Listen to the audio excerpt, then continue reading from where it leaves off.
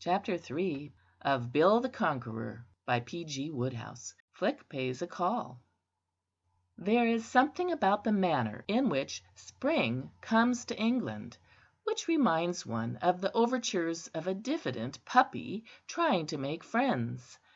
It takes a deprecating step forward, scuttles away in a panic, steals timorously back, and finally, gaining confidence, makes a tumultuous and joyful rush. The pleasant afternoon which had lured Mr. Sinclair Hammond out to sit in his garden had been followed by a series of those discouraging April days when the sun shines feebly and spasmodically, easily discouraged by any blustering cloud that swaggers across its path, and chilly showers lie in wait for those who venture out without an umbrella. But now, 2 weeks later, a morning had arrived which might have belonged to June. A warm breeze blew languidly from the west, and the sun shone royally on a grateful world, so that even Wimbledon Common, though still retaining something of that brooding air which never completely leaves large spaces of public ground on which the proletariat may at any moment scatter paper bags, achieved quite a cheerful aspect. And the garden of Holly House, across the road from the Common, was practically a paradise. So at least it seemed to Flick, strolling on the lawn. The trees that fringed the wall were a green mist of young leaves. A snow of apple blossom covered the turf of the little orchard. Daffodils nodded their golden heads on every side. There was a heartening smell of new-turned earth, and the air was filled with mingled noises, ranging from the silver bubbling of a thrush in the shrubbery to the distant contralto of Mrs. Francis Hammond taking a conscientious singing lesson in the drawing-room. And such was the magic of the day that not even this last manifestation of spring fever could quell Flick's mood of ecstasy. She was trying now to analyze her feelings. Why was every nerve in her body vibrating with a sort of rapturous excitement? Certainly not because at 4:30 that afternoon she was to call at Roderick's office in Tilbury House, and be taken by him to tea at Claridge's. She was fond of Roderick, but whatever his merits, the thought of seeing him was not enough to intoxicate any girl, even though she and he might be engaged to be married. No, what was thrilling her, she decided, was just that vague feeling of something nice about to happen, which comes to the young at this season of the year. We greybeards, who have been deceived so often by the whisper of spring, are proof against the wheedlings of an April morning. We know that there is nothing wonderful lurking around the corner, and consequently decline to be lured into false anticipations of joy. But at 21 it is different, and Flick Sheridan had that feeling.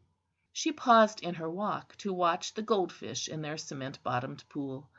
The breeze was stronger now, and it ruffled the surface of the water, so that the goldfish had for the moment a sort of syncopated appearance. The breeze became stronger still, and shifted from west to east, and, as if spring had repented of its effusiveness, the air grew chilly. The white clouds which had been flitting across the face of the sun began to bank themselves.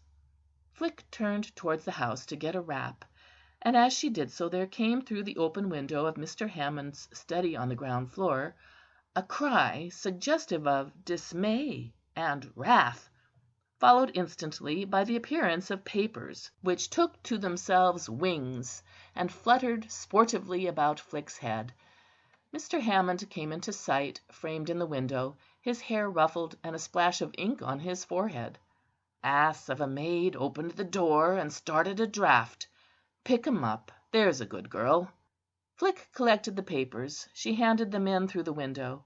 Mr. Hammond vanished, and simultaneously the weather did another of its lightning changes. The wind dropped, the sun shone out stronger than ever, and Flick, abandoning all ideas of wraps, returned to her stroll.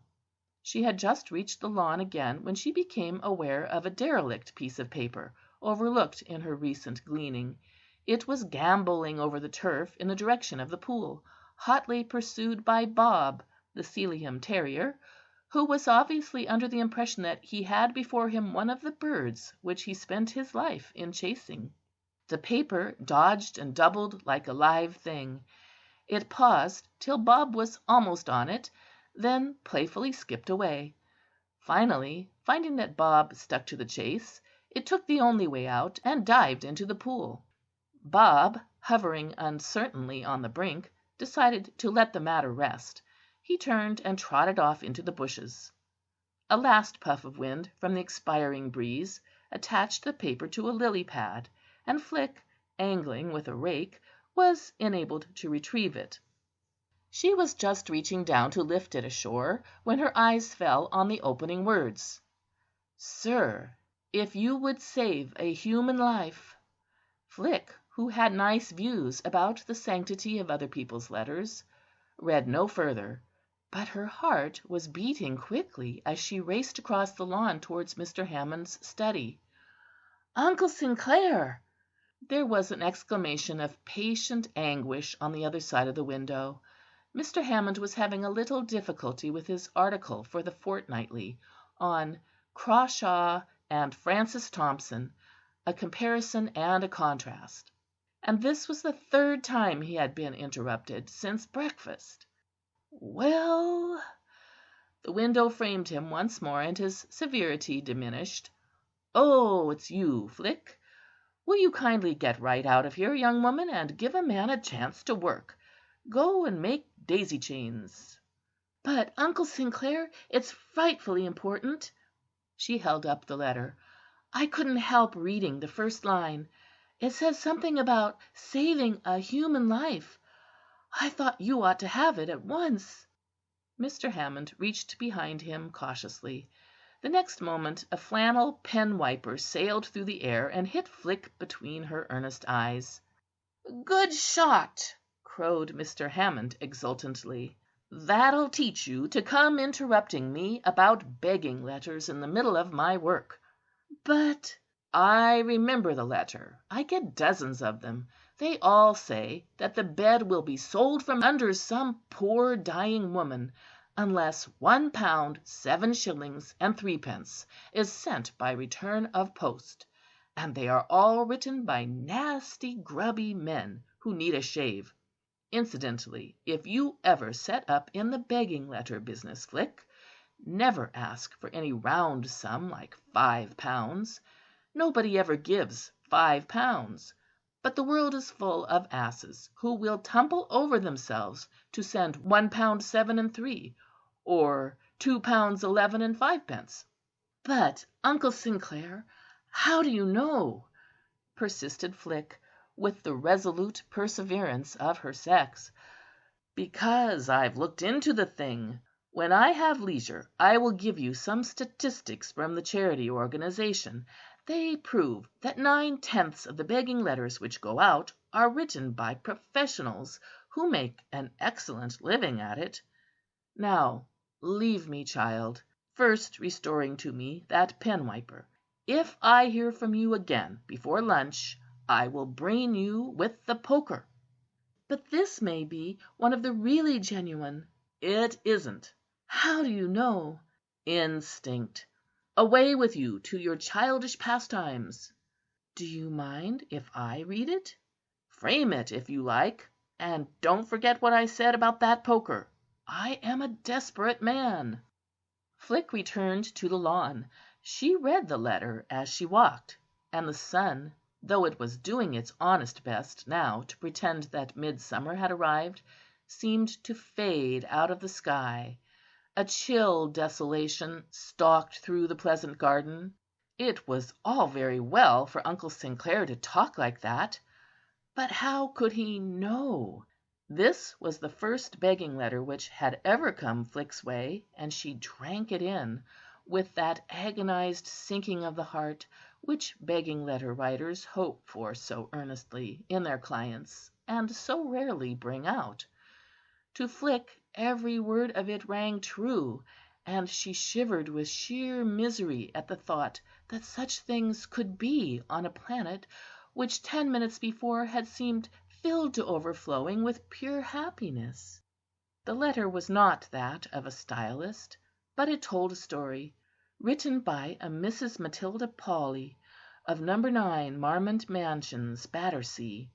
It raised the curtain on a world of whose very existence Flick had until now been but dimly aware; a world of sickness and despair, of rent overdue, of wolves and landlords howling about the door.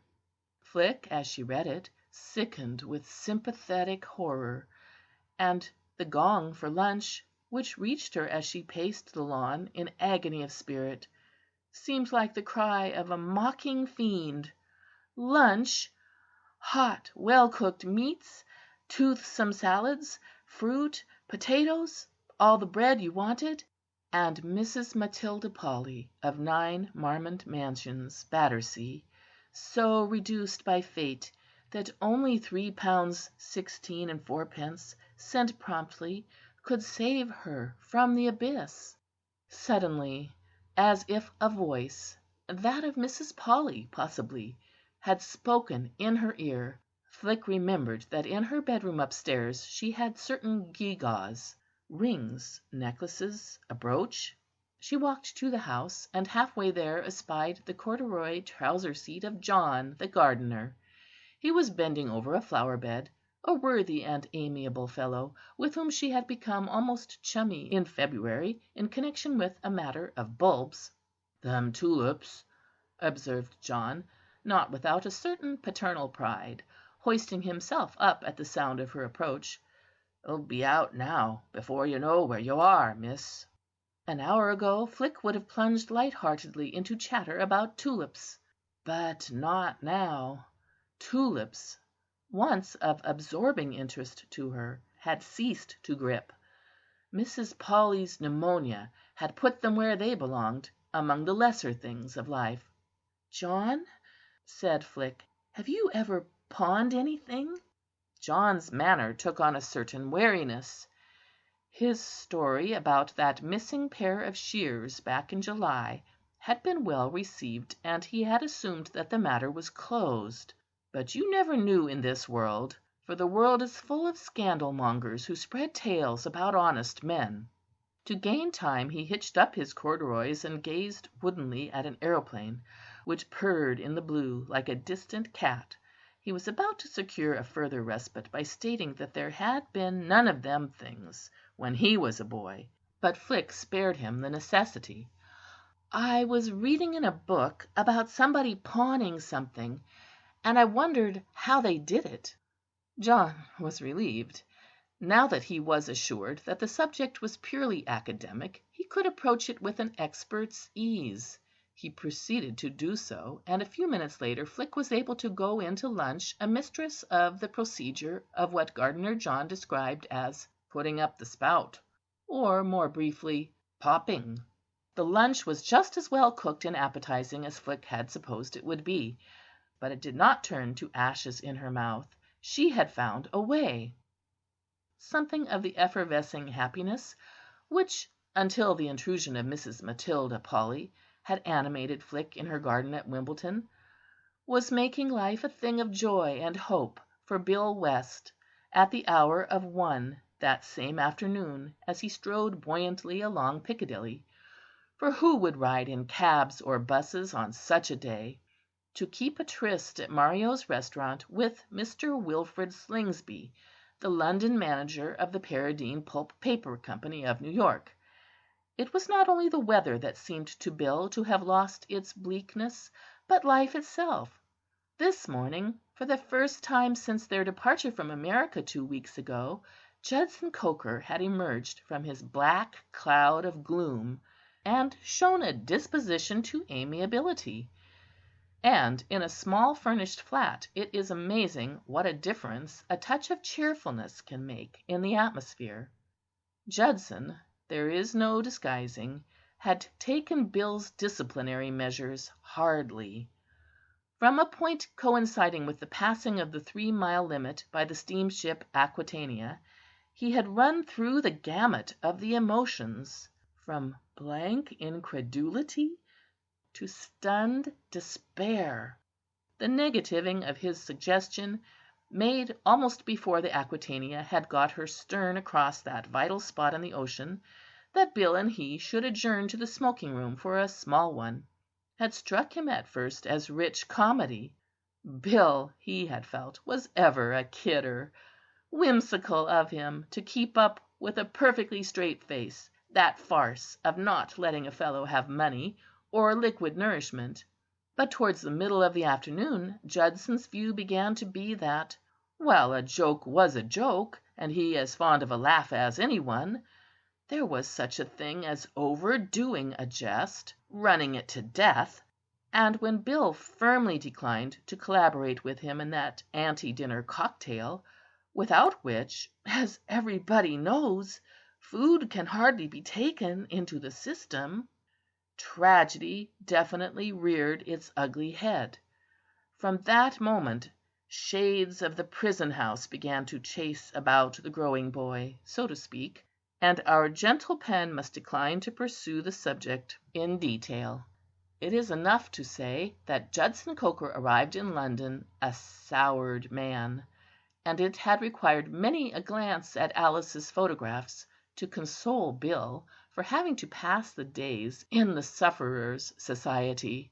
Apart from anything else, Judson's piteous appeals for even the smallest sum of money would have wrung the toughest heart, and life had been but a dreary affair in the flat which Bill, after 2 days' experience of expensive hotels, had rented furnished for 3 months.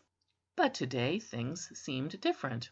Whether it was the influence of spring, or whether Judson's abused liver had at last begun to pick up a bit, Bill could not say; but the fact remained that the teetotaler appeared noticeably more cheery.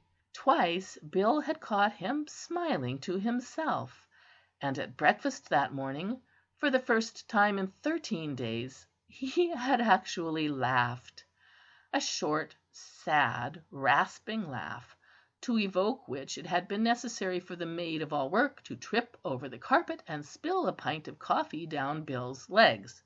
But still a laugh. This, thought Bill, was encouraging. Things, he felt, were looking up. This lunch with Mr. Slingsby was the outcome of 1 visit to the office and 2 telephone conversations. Mr. Slingsby may have been letting the profits of the business fall off, but he certainly appeared to be no loafer. Time was money with him, and it was only now, 5 days after Bill had presented himself and announced his identity, that he had been able to find leisure for a sustained conversation.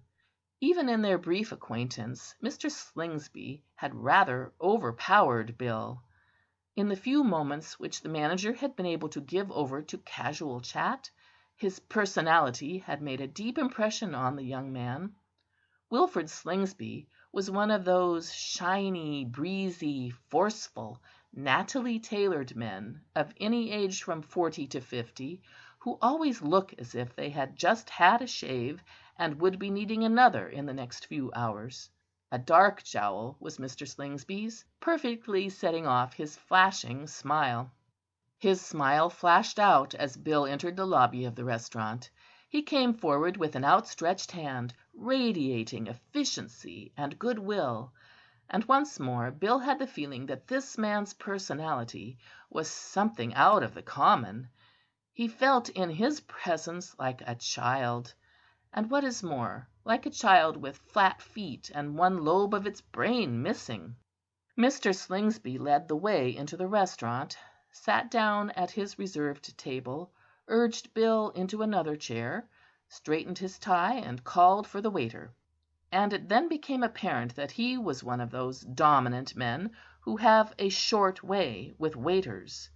He addressed the waiter in a strong, carrying voice. He heckled the waiter. He bullied the waiter. until finally another waiter suddenly appeared, and the first one flickered away and was seen no more. Next morning, one felt, a body in dress clothes with a spot on the shirt front would be taken out of the Thames. Banished from Mr. Slingsby's presence, the man had seemed to feel his disgrace acutely. "Yes, sir," said the second waiter briskly. He had a pencil and a notebook, which the other had lacked. In fact, the more one thinks the thing over, the more convinced one becomes that the first waiter was, in the truer and deeper meaning of the word, no waiter at all, but merely one of those underlings whose bolt is shot when they have breathed down your neck and put a plate of rolls on the table. This new arrival was made of sterner stuff altogether, and Mr. Slingsby, seeming to recognize a kindred spirit, became more cordial. He even deigned to ask the newcomer's advice. In short, by the time the ordering was concluded and the hors d'oeuvres on the table, a delightful spirit of camaraderie prevailed, and Mr. Slingsby had so far relaxed from his early austerity as to tell a funny story about an Irishman. This completed, and the fish having arrived, he embarked on genial conversation. "So you're the old man's nephew, eh?" said Mr. Slingsby. "Great, old boy! And what have you been doing with yourself since you arrived?" Bill related the simple annals of his first week in London, touched on Judson, mentioned 2 theatrical performances of a musical nature which he had attended. "Oh, so you've seen the girl in the pink pajamas?" said Mr. Slingsby, interested. "How did you like it? Think it would go in New York? I own part of that show, you know." Bill's feeling of belonging to a lesser order of creation became more marked. He had not Judson's airy familiarity with the theatrical world, and men who owned parts of shows were personages to him. "Really?" he said. "Oh, yes," said Mr. Slingsby carelessly. "I do quite a lot of that sort of thing." He nodded in friendly fashion at a passing exquisite. "Renfrew," he explained. "He's starring in 'It Pays to Flirt' at the Regent. You ought to go and see that. Good show. I'm sorry I didn't take a part of it when they offered it to me, but somehow or other the script didn't seem to read right. One misses these chances." Bill was perplexed. For a manager of the London branch of one of the largest firms in America, pulp paper seemed to mean very little in Mr. Slingsby's life. He began to think that the solution of the mystery of the fallen off prophets might be simpler than Uncle Cooley had supposed. Something akin to dislike of this splendid person crept over him. Mr. Slingsby made him feel inferior, and Bill was not fond of feeling inferior. And what right, Bill asked himself with some warmth, had fellows to make fellows feel inferior when fellows, the first fellows, couldn't handle an excellent business in such a manner as to make it show a decent profit? He looked critically across the table at Mr. Slingsby. Yes, he disliked the man, and if the bounder continued trying to impress him with his beastly theatrical ventures and his rotten theatrical friends, he ran a grave risk of being told precisely where he got off. In fact, decided Bill, no time like the present. He would give him this information now. True, he was the man's guest, and full of his hors d'oeuvres and meat, but as these doubtless would be charged up to the office, no nice scruples need restrain him.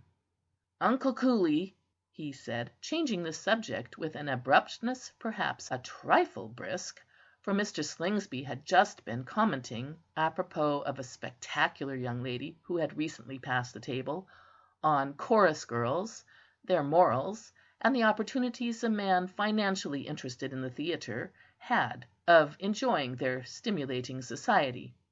"Uncle Cooley," said Bill coldly, now thoroughly convinced that his dislike amounted to positive loathing, "asked me while I was over here to try and find out why the profits on the London end of the business had fallen off so badly. He's very worried about it." There was a pause. The introduction of the cold business note seemed to have stunned Mr. Slingsby. He looked surprised, hurt, astonished, wounded, pained, amazed, and cut to the quick. "What!" he cried, and his demeanour was that of one who has been stabbed in the back by a trusted friend. For half an hour he had been honouring Bill with his cordial geniality, and now this had happened. You could see that Wilfrid Slingsby was shaken, but he pulled himself together. He laughed nastily. "Profits fallen off," he said, regarding Bill unfavourably. He did not try to conceal his opinion that Bill, a brief while before the companion of his revels, now ranked in his esteem about on a level with the first waiter. "If you ask me, I should say your uncle ought to be glad there are any profits at all. Let me tell you that there aren't many men in my position who could show such a good balance sheet. Not many, believe me." He glowered darkly at Bill. "You understand the pulp and paper business thoroughly, of course?" "No," said Bill shortly. It was just the sort of question this sort of man would ask. Bitter regret for a misspent youth surged through him. If only he had employed those wasted hours in learning all about pulp paper, and what more entertaining subject could a young man in the springtime of life find for his attention? He would now be in a position to cope with this Slingsby. As it was, he feared that Slingsby was going to trample on him. His surmise was correct. Mr. Slingsby trampled all over him. "Ah," said that gentleman with odious superiority, "in that case it is hardly worth while for me to go into the matter. Still I will try to put it in the simplest nursery language." Mr. Slingsby's idea of putting it in simple nursery language was to pour over Bill a flood of verbiage about labour conditions, rates of exchange, and economic practicabilities, which had his young friend gasping like a fish before he had spoken 10 words. No wood entering Mr. Paradine's paper factory had ever been more well and truly reduced to pulp than was Bill at the end of 15 minutes. And when, after taking a quick breath at the conclusion of this period, his host showed signs of beginning chapter 2, he could endure no more. He realized that he was retiring in disorder and leaving the field to the enemy, but that could not be helped. Glancing at his watch, he muttered an apology and rose. Mr. Slingsby, restored to his old cheery self by this triumph, became instantly cordial once more. "Got to go?" he said. "Perhaps I ought to be moving myself." He called for the bill, signed it in a bold hand, hurled silver on the plate, nodded like a monarch in acknowledgment of the waiter's charmed gratitude, and led the way out. "Coming my way?" "I think I'll be getting back to my flat. I have some letters to write." "Why not go to your club?" "I don't belong to any clubs in London." "Hope you're comfortable in this flat of yours. If you feel like moving, mention my name at the Regal, and they'll treat you right." "I have taken the flat for 3 months," said Bill, resolved that nothing would ever induce him to mention this man's name anywhere. "Where are you living?" "Battersea, Marmont Mansions." Mr. Slingsby raised his black eyebrows. "Battersea? Why on earth do you want to go and bury yourself in a hole like Battersea?" "Because it's cheap," said Bill between set teeth. "Taxi," said Mr. Slingsby, scorning to plunge any deeper into the degrading subject, and bowled swiftly away like a Roman emperor going somewhere in his chariot. So strangely is human nature constituted, that it was this unconcealed contempt on the other's part for his little nook that definitely set the seal on Bill's dislike. The captain of industry manner, the theatrical swank, the lecture on pulp paper, all these things he might have forgiven. It would not have been easy, but he might have done it. But this was unpardonable. Be it never so merely rented furnished, A man's little home is his little home, and if he is a man of spirit, he resents fellows with blue chins sneering at it. By the time Bill put his latchkey in the door of number 9 Marmont Mansions, he was in a state of such nervous hostility to Mr. Slingsby as only tobacco and the ungirt loin could soothe. He removed his coat, his collar, his tie, and his shoes, lit a pipe, and settled down on the sofa in the sitting room. He brooded sullenly. "Darned gas bag!" He brooded further. "Pulling all that stuff." He brooded yet again. "I believe the man's a crook, and I'm going to keep an eye on him." He was still chewing on this stern resolve when the door bell rang. He got up reluctantly. He assumed the ringer to be Judson, who had a habit of forgetting his latchkey. He went along the passage and opened the door. It was not Judson. It was a girl. There was a pause. It is always disconcerting for a young man of orthodox views on costume to discover, after going to the door to admit a male friend, and not having bothered to put on his coat, collar, or shoes for the task, that he is face to face with a strange girl. And this was a distinctly attractive girl. Bill, as we know, was in love with Alice Coker. Nevertheless, his eyesight remained good, and he was consequently quite able to see how distinctly attractive this girl was. Girls, of course, fell into two classes, Alice Coker and others. But there was no distinguishing the fact that his visitor came very high up in the ranks of the others. She was a slim, fair–haired girl, with a trim figure, delightfully arrayed in a dress of some brown material. It was not really brown, it was beige, but Bill had not an eye for these niceties. He was particularly aware of her eyes. They were very blue, and seemed unusually large. She was staring at him, and to his embarrassed thinking staring with a sort of incredulous horror, as if he hurt her in some sensitive spot. Bill blushed pinkly, and endeavoured to wriggle his feet under the mat. In the shop in the Burlington Arcade, where he had purchased them, those socks had looked extremely pleasing, but now he would fain have hidden their gleaming pinks and greens from sight.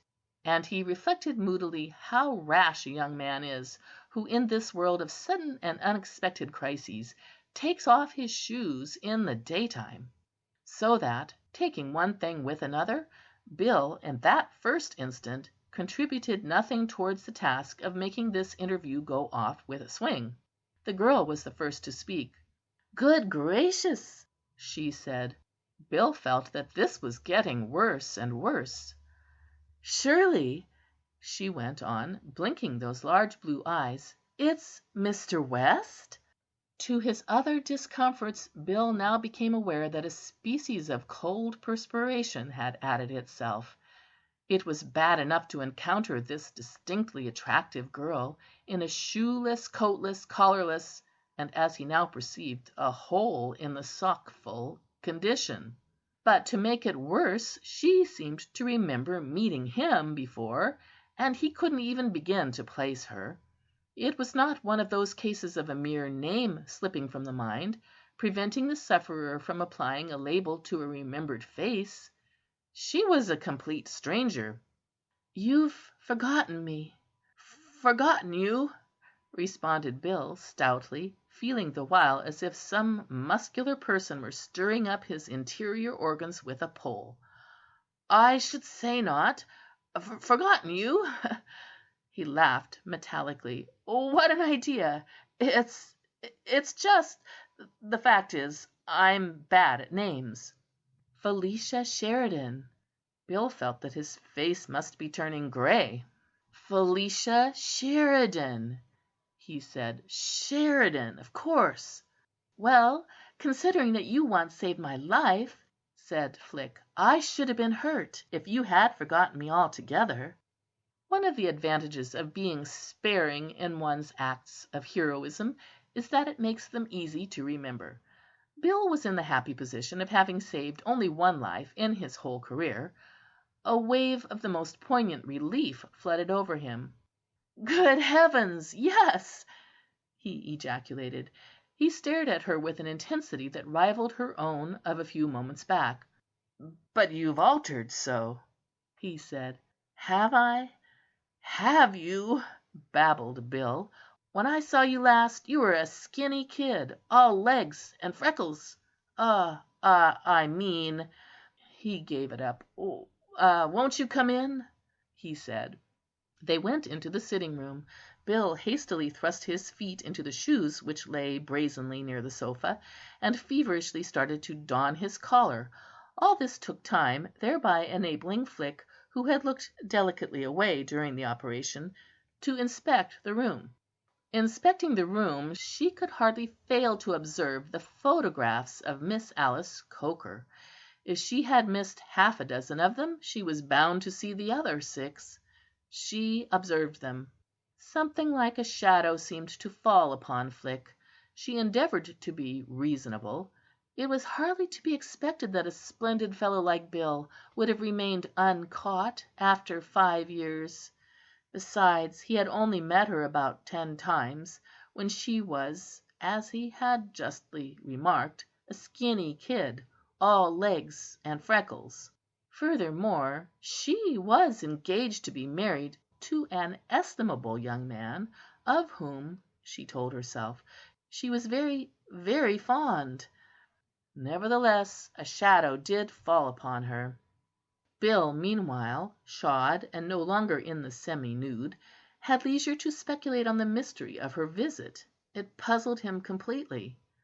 "I expect," said Flick at this moment, "you're wondering how on earth I come to be here.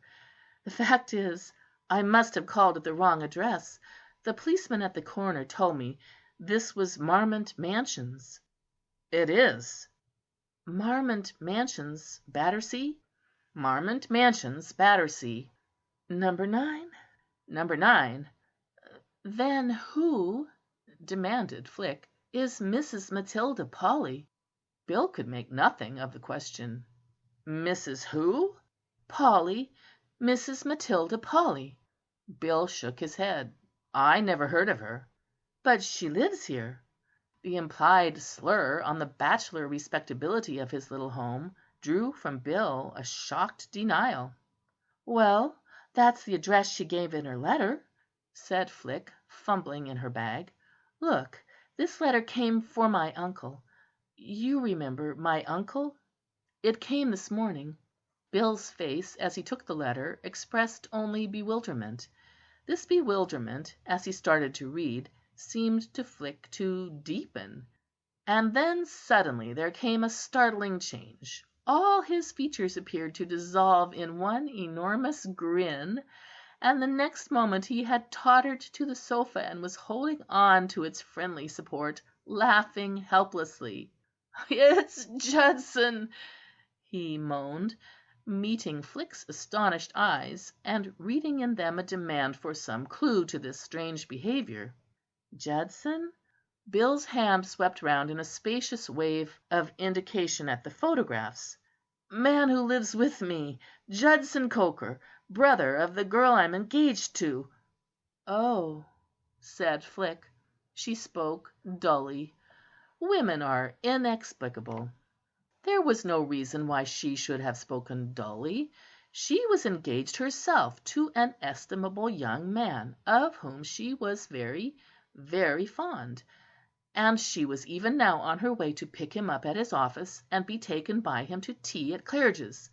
What could it matter to her if a comparative stranger like Bill West was engaged too? Nevertheless, she spoke dully. Bill was wiping his eyes. "I brought Judson over from America with me. He's been cutting up a bit too freely, and I'm acting as a sort of nursemaid to him. He isn't allowed to have any money at all, and this is the way he's trying to get it. I thought he looked more cheerful the last day or two. Can you beat it? I could expect almost anything of old Judd, but writing begging letters is a new one." Flick joined in his laughter, but a little wryly.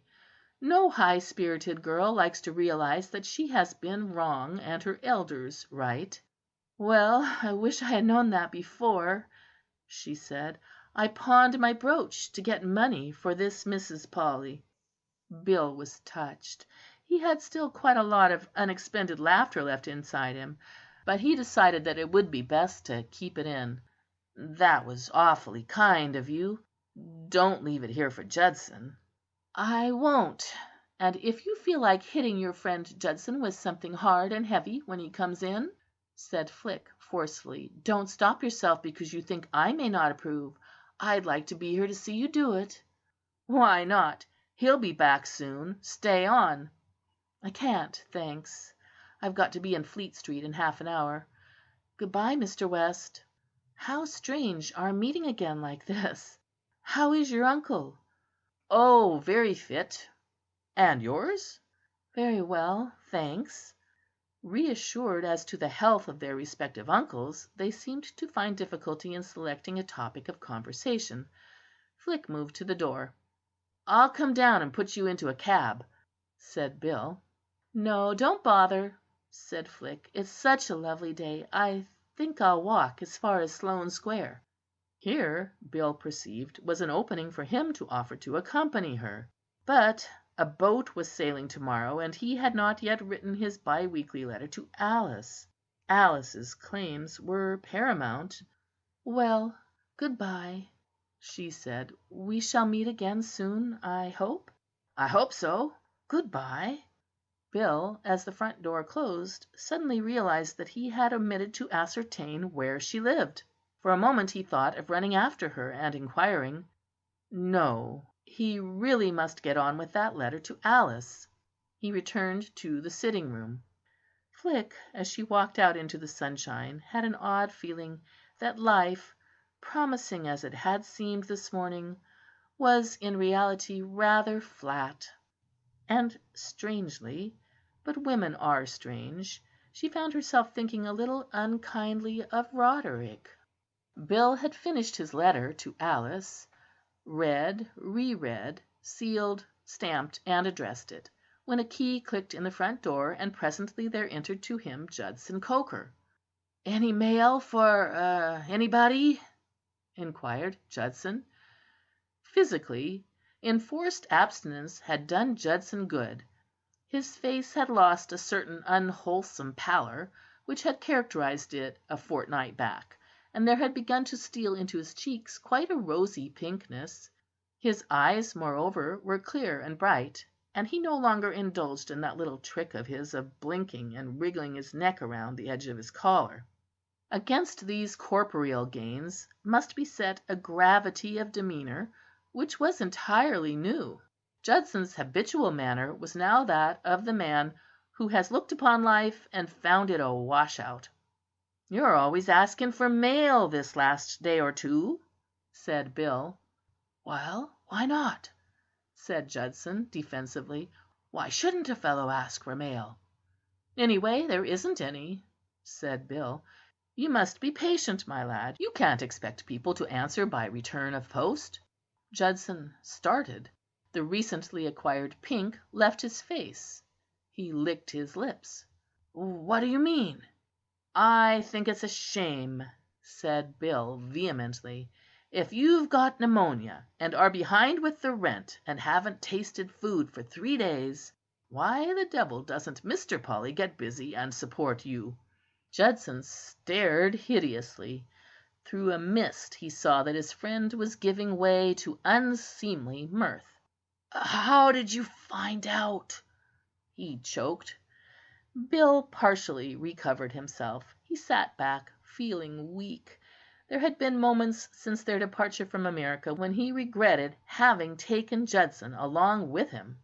But the sight of the other's face now more than made up for all the trifling discomforts he had had to undergo.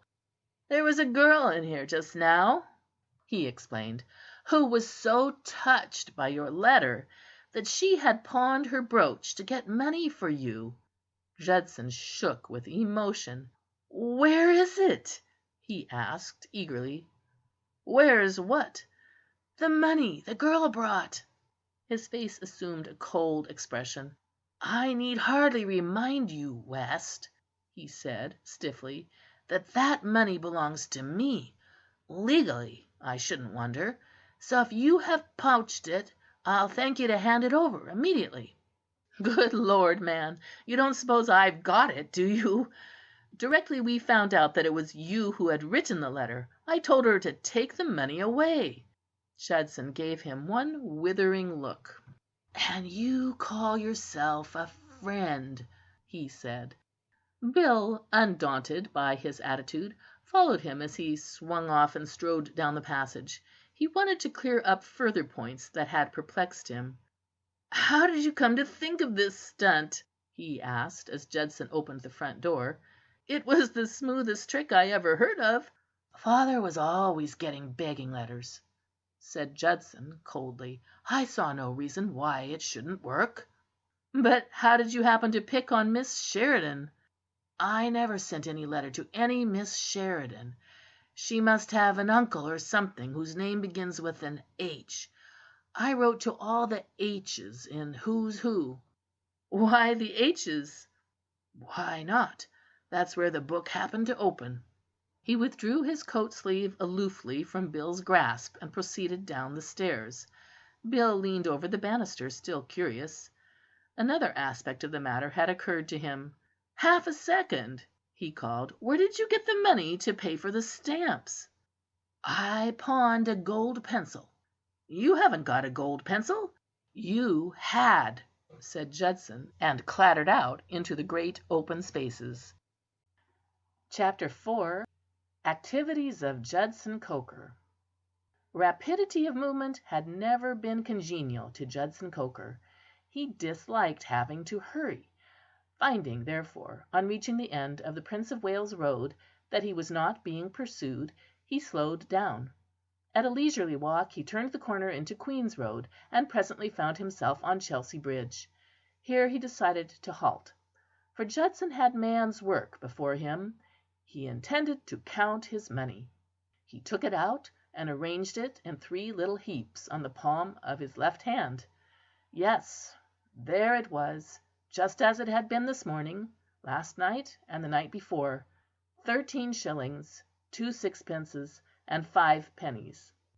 The view from Chelsea Bridge is one of the most stimulating in London, but Judson had no eyes for it. However picturesque, it could not hope to compete with the view afforded by the palm of his left hand. 13 shillings, 2 sixpences, and 5 pennies. A noble sum. His business correspondence had entailed an expenditure which had eaten sadly into the original proceeds from the sale of Bill's pencil. But he had no regrets. If you don't speculate, Judson was well aware, you can't accumulate. He gloated for a few minutes longer, then salted the treasure away in his pocket and resumed his walk. Students of character who have been examining Judson Coker since his appearance in these pages may seem to detect at this point a flaw in the historian's record, finding themselves unable to reconcile the fact that he had had the sum of 14 shillings and 5 pence in his possession 2 nights before with the statement that he had in his possession 14 shillings and 5 pence now. They are too hasty. They do not probe deeply enough. Judson was not one of your shallow fellows who will fritter away here a sixpence and there a penny, until they wake up to find their capital gone and nothing to show for it.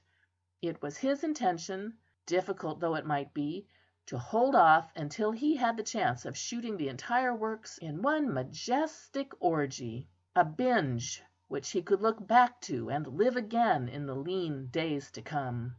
He walked on, luxuriating in the pleasurable anguish of a thirst that grew with every stride. He left Chelsea Barracks behind him, and the cosy little dolls' houses in Lower Sloane Street, where the respectable live in self-contained flats. The rattle of busy traffic greeted his ears.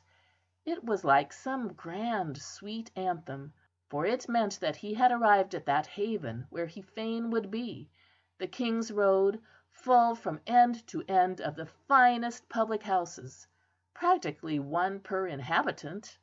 An admirable specimen of this type of building chancing to rear its hospitable facade almost in front of him, he made for it like a homing rabbit, and it was only when he reached its doors that he discovered that there lay between them and himself a securely padlocked iron gate. As he stood there, pawing in a feeble, bewildered fashion at this astonishing and unforeseen barrier, a passer-by stopped to gaze at him, a fellow of Bohemian aspect, clad in a frock coat, flannel trousers, and a pink cricket cap, and wearing upon his feet cloth bedroom slippers, out of one of which peeped coyly a sockless toe. To him Judson appealed for an explanation of the ghastly state of things which he had come upon. The man seemed like one who would know all there was to be known about public houses. "I can't get in," moaned Judson. The other cleared his throat huskily. "They don't open till 6:30," he replied, amazed that in the heart of London, that hub of civilization, there could be walking the public streets a man ignorant of this cardinal fact of life. He groped for light. "Stranger around these parts, ain't yer?" he hazarded. Judson acknowledged that this was so. "Foreigner, ain't yer?" "Yes." "From Australia, ain't yer?" "America." "Arr!" said the Bohemian, nodding. He spat sagely. "I hear you can't get a drop of no description or kind whatsoever in America." Judson was about to refute this monstrous slur on the land he loved by giving a list of the places in New York, A, where anybody could get the stuff, and B, the more select where you could get it by mentioning his name, when his companion moved on, leaving him alone in the desert. A hideous gloom came over Judson. He was now enduring the extremes of drought. 6:30 seemed eons ahead, like some dim, distant date lost in the mists of the future. The thought of passing the time till then weighed on his soul like a London fog. Eventually, deciding that if the time had to be passed, it would be perhaps a little less dreary living it through up in the West End, he made for the Underground station at Sloane Square, bought a ticket for Charing Cross, and descended to the platform. A train was just leaving as he came down the stairs.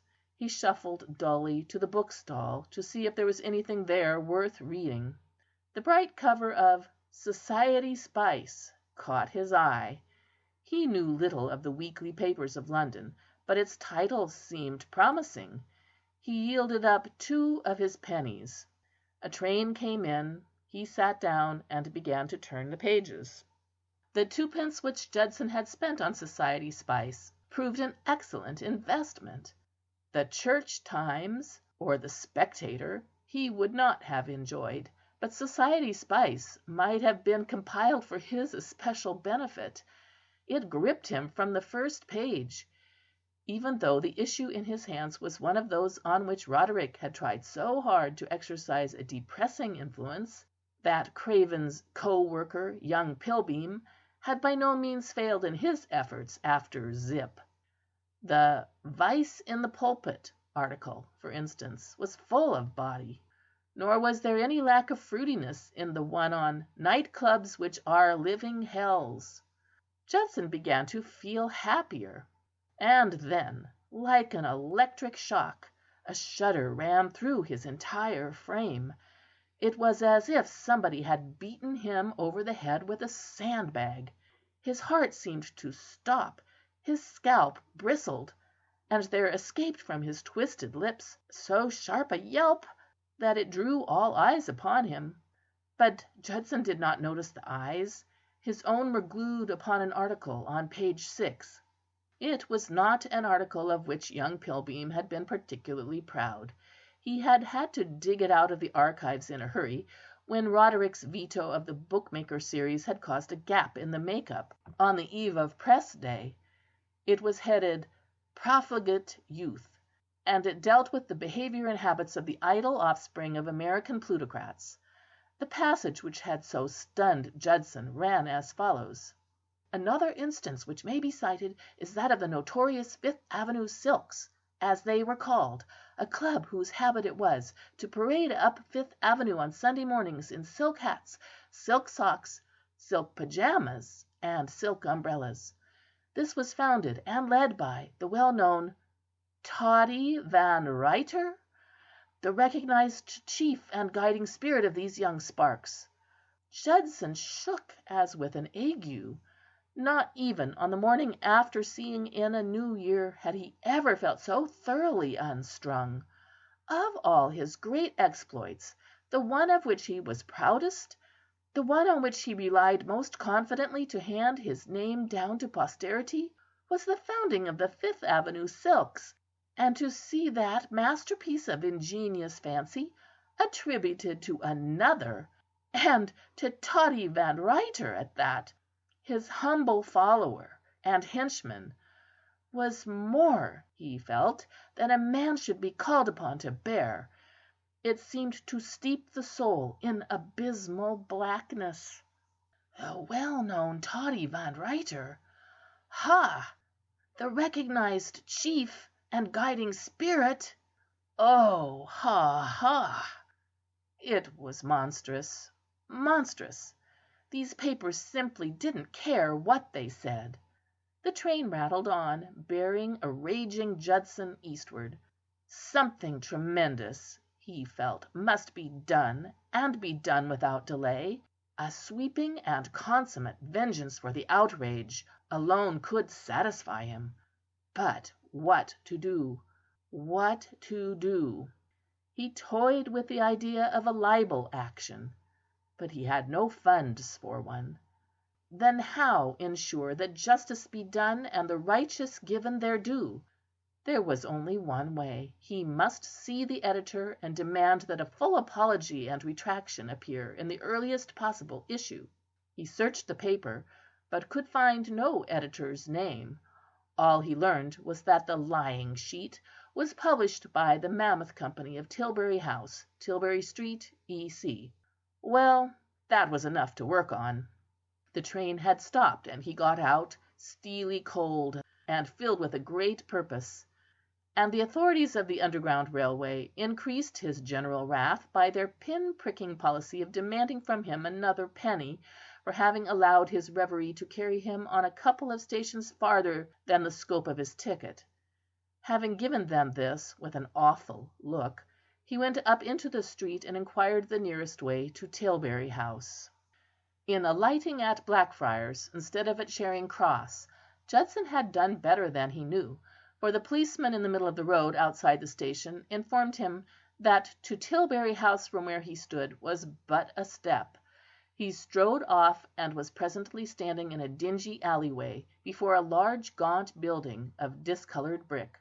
That this was the object of his quest was hinted by the rumble of presses within, and confirmed by the scent of printers' ink and paper, gallantly endeavouring to compete with that curious smell of boiling cabbage which always pervades any mean street in London.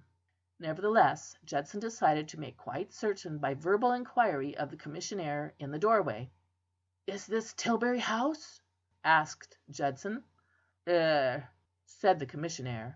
He was a soured, moody-looking fellow with a ragged moustache, a man who seemed to have a secret sorrow, which the spectacle of Judson did nothing to allay. He gazed at him with a bilious eye. "Is this where Society Spice is published?" I want to see the editor." The commissionaire wrestled for a moment with his sorrow. "D'ye mean Mr. Pike?" "I don't know his name." "Mr. Pike's the editor of Society Spice. If you want to see him, you'll have to fill up your name and business." These formalities irked Judson. He resented this check. The spirit of Tilbury House had descended upon him, and he wanted to do it now. He wrote his name on the form handed to him, fuming. A buttoned boy appeared from nowhere and regarded him with what seemed to Judson's inflamed senses silent mockery. He did not like the boy. The boy looked as if he might be in this plot to exalt Toddy Van Ryter at the expense of better men. "Take this," he said haughtily, "to Mr. Pike." "Jem wants to see Mr. Pike," added the commissionaire, with the air of one interpreting the ravings of a foreigner. The boy glanced disparagingly at the document. He had the trying manner of a schoolmaster examining a pupil's exercise. "You ain't filled up your business," he said superciliously. Judson was in no mood for literary criticism from boys in buttons. He spoke no word, but he cut at the stripling viciously with his stick. The boy, dodging expertly, uttered a derisive cry and disappeared. The commissionaire picked up his evening paper. "You'll have to wait," he said. He turned to the racing page and began to read. Up on the third floor in the office of Society Spice, Roderick, a prey to a gloom which almost rivalled that of the commissionaire, was lugubriously watching young Pilbeam ginger up the next issue.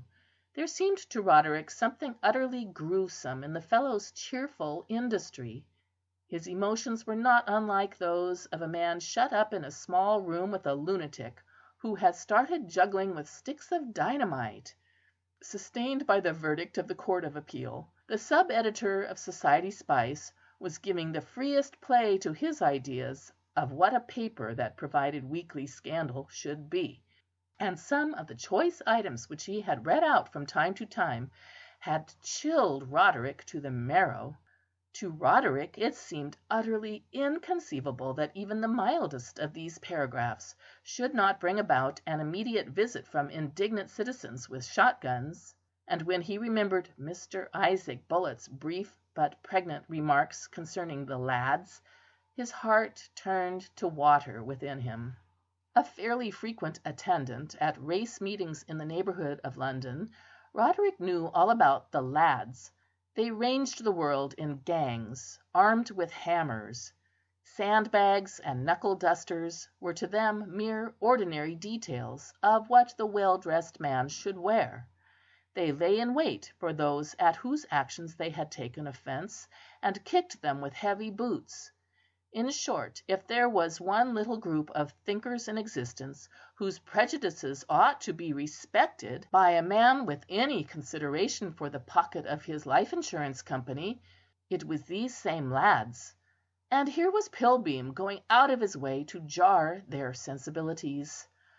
Roderick groaned in spirit, and turned absently to take the form which was being held out to him by the boy in buttons, who had just entered. "What's this?" he asked, his eyes still on young Pilbeam, who was hammering away at a typewriter in the corner. Pilbeam had just emitted a low chuckle of childlike pleasure at some happy phrase. To Roderick it had sounded ghoulish. He was torn between the desire to know what his young assistant had written, and a strong presentiment that it was better not to know. "Jem waiting to see you, sir." Roderick wrenched his mind away from the essayist in the corner, and inspected the card. His attention was immediately enchained by the same omission which the boy had detected. "He doesn't say what his business is." "Wouldn't feel up his business, sir," said the boy eagerly. A sensationalist at heart, this fact now appealed to him as pleasingly sinister. It appealed in precisely the same way to Roderick. "Why not?" he said uneasily. "Dunno, sir. Just wouldn't do it. I says to him, 'You ain't filled up your business,' I says, and all he done was take a crack at me with his stick." "Crack at you with his stick?" echoed Roderick pallidly. "Crack at me with his stick," repeated the child with relish. "Dunno what's the matter with him, but he seemed in a fair old rage, sir. Bilin' over, he seemed to be." Roderick blenched. "Tell him I'm busy." "Busy, sir? Yes, sir. All right, sir." The boy disappeared. Roderick sat down at his desk and gazed before him with unseeing eyes. The clatter of young Pilbeam's typewriter still rang through the room, but he did not hear it. At last, he felt, the blow had fallen, and the avenger had arrived. Just which of the paragraphs printed during his editorship had brought this on him he could not say, but he was strongly of the opinion that almost any one of them might have done so. His nightmare had come true. Roderick Pike, as has perhaps been sufficiently indicated by the remarks of his Aunt Frances, was not of the stuff of which heroes are made. He was, as she had justly observed in her conversation with Sir George, a timid, feeble creature.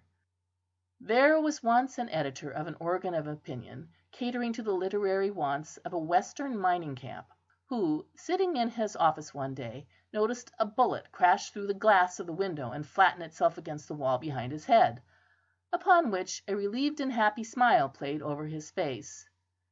"There!" he exclaimed, "didn't I say so? I knew that personal column would be a success." Roderick Pike was the exact antithesis of this stout-hearted man. He liked peace and quiet, and shrank from all turbulent forms of life. Where a sturdier fellow would have welcomed with joy the prospect of an interview with a boiling stranger who cracked at people with his stick, Roderick quailed. He sat huddled in his chair, in a sort of catalepsy of panic. This cataleptic condition had not passed when Flick arrived to be taken out to tea. Marked as Roderick's air of gloom was, Flick did not observe it. She was feeling oddly preoccupied. Something strange seemed to have happened to her since she had parted from Bill, expressing itself in a vague and general discontent, combined with a curious dreaminess. She greeted Roderick mechanically, and mechanically allowed herself to be introduced to young Pilbeam, who, ever a warm admirer of the sex, had ceased his writing and risen gallantly at her entrance. There was not much that went on in Tilbury House that Pilbeam did not get abreast of, and the news of Roderick's engagement had long since reached him. So this was the boss's niece, a delectable girl, much too good for Roderick. He bowed genteelly, smiled, spoke a courteous word or two, opened the door. The young couple passed out. Pilbeam heaved a not unmanly sigh, and returned to his writing. Much too good for Roderick, he was now certain. He held no high opinion of his superior officer. Roderick escorted Flick downstairs. He led her by secret ways, for it was not his purpose to use the main stairway, which ended in the vestibule guarded by the commissionaire. The information that he was busy had, he hoped, brought about the departure of the stick-cracking visitor, but he was taking no chances. He emerged with Flick from a small and insignificant door farther down the street, and, looking apprehensively about him, saw with relief that no danger was in sight, except for the usual fauna of localities in which printing houses are situated, short-sleeved men with blackened faces and the like. Tilbury Street was empty. Somewhat calmed, Roderick proceeded on his way.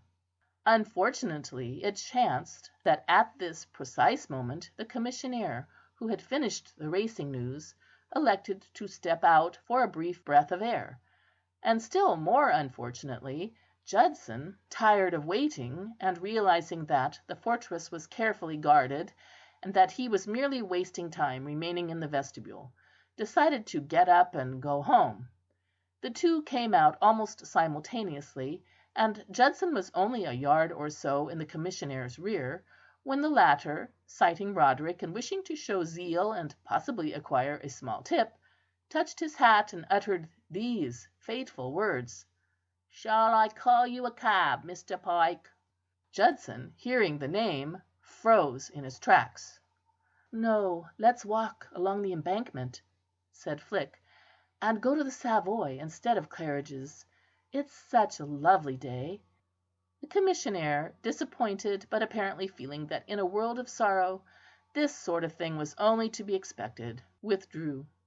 Flick and Roderick turned down the street towards the Embankment, and Judson, recovering from his momentary trance, had just started off in hot pursuit, when he was delayed by the sudden arrival of a large truck, which drew up across his path and began to unload rolls of paper. By the time he had rounded this obstacle, his quarry was out of sight. But Judson had caught the word embankment. He needed no further clue. He hurried on in the direction of the river, and there, sure enough, halted opposite a taxicab which had drawn up at the pavement, was the man he sought. He seemed to be trying to persuade the girl to ride, while the latter appeared to favour walking.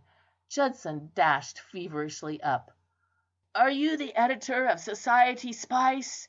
he thundered. Roderick spun round.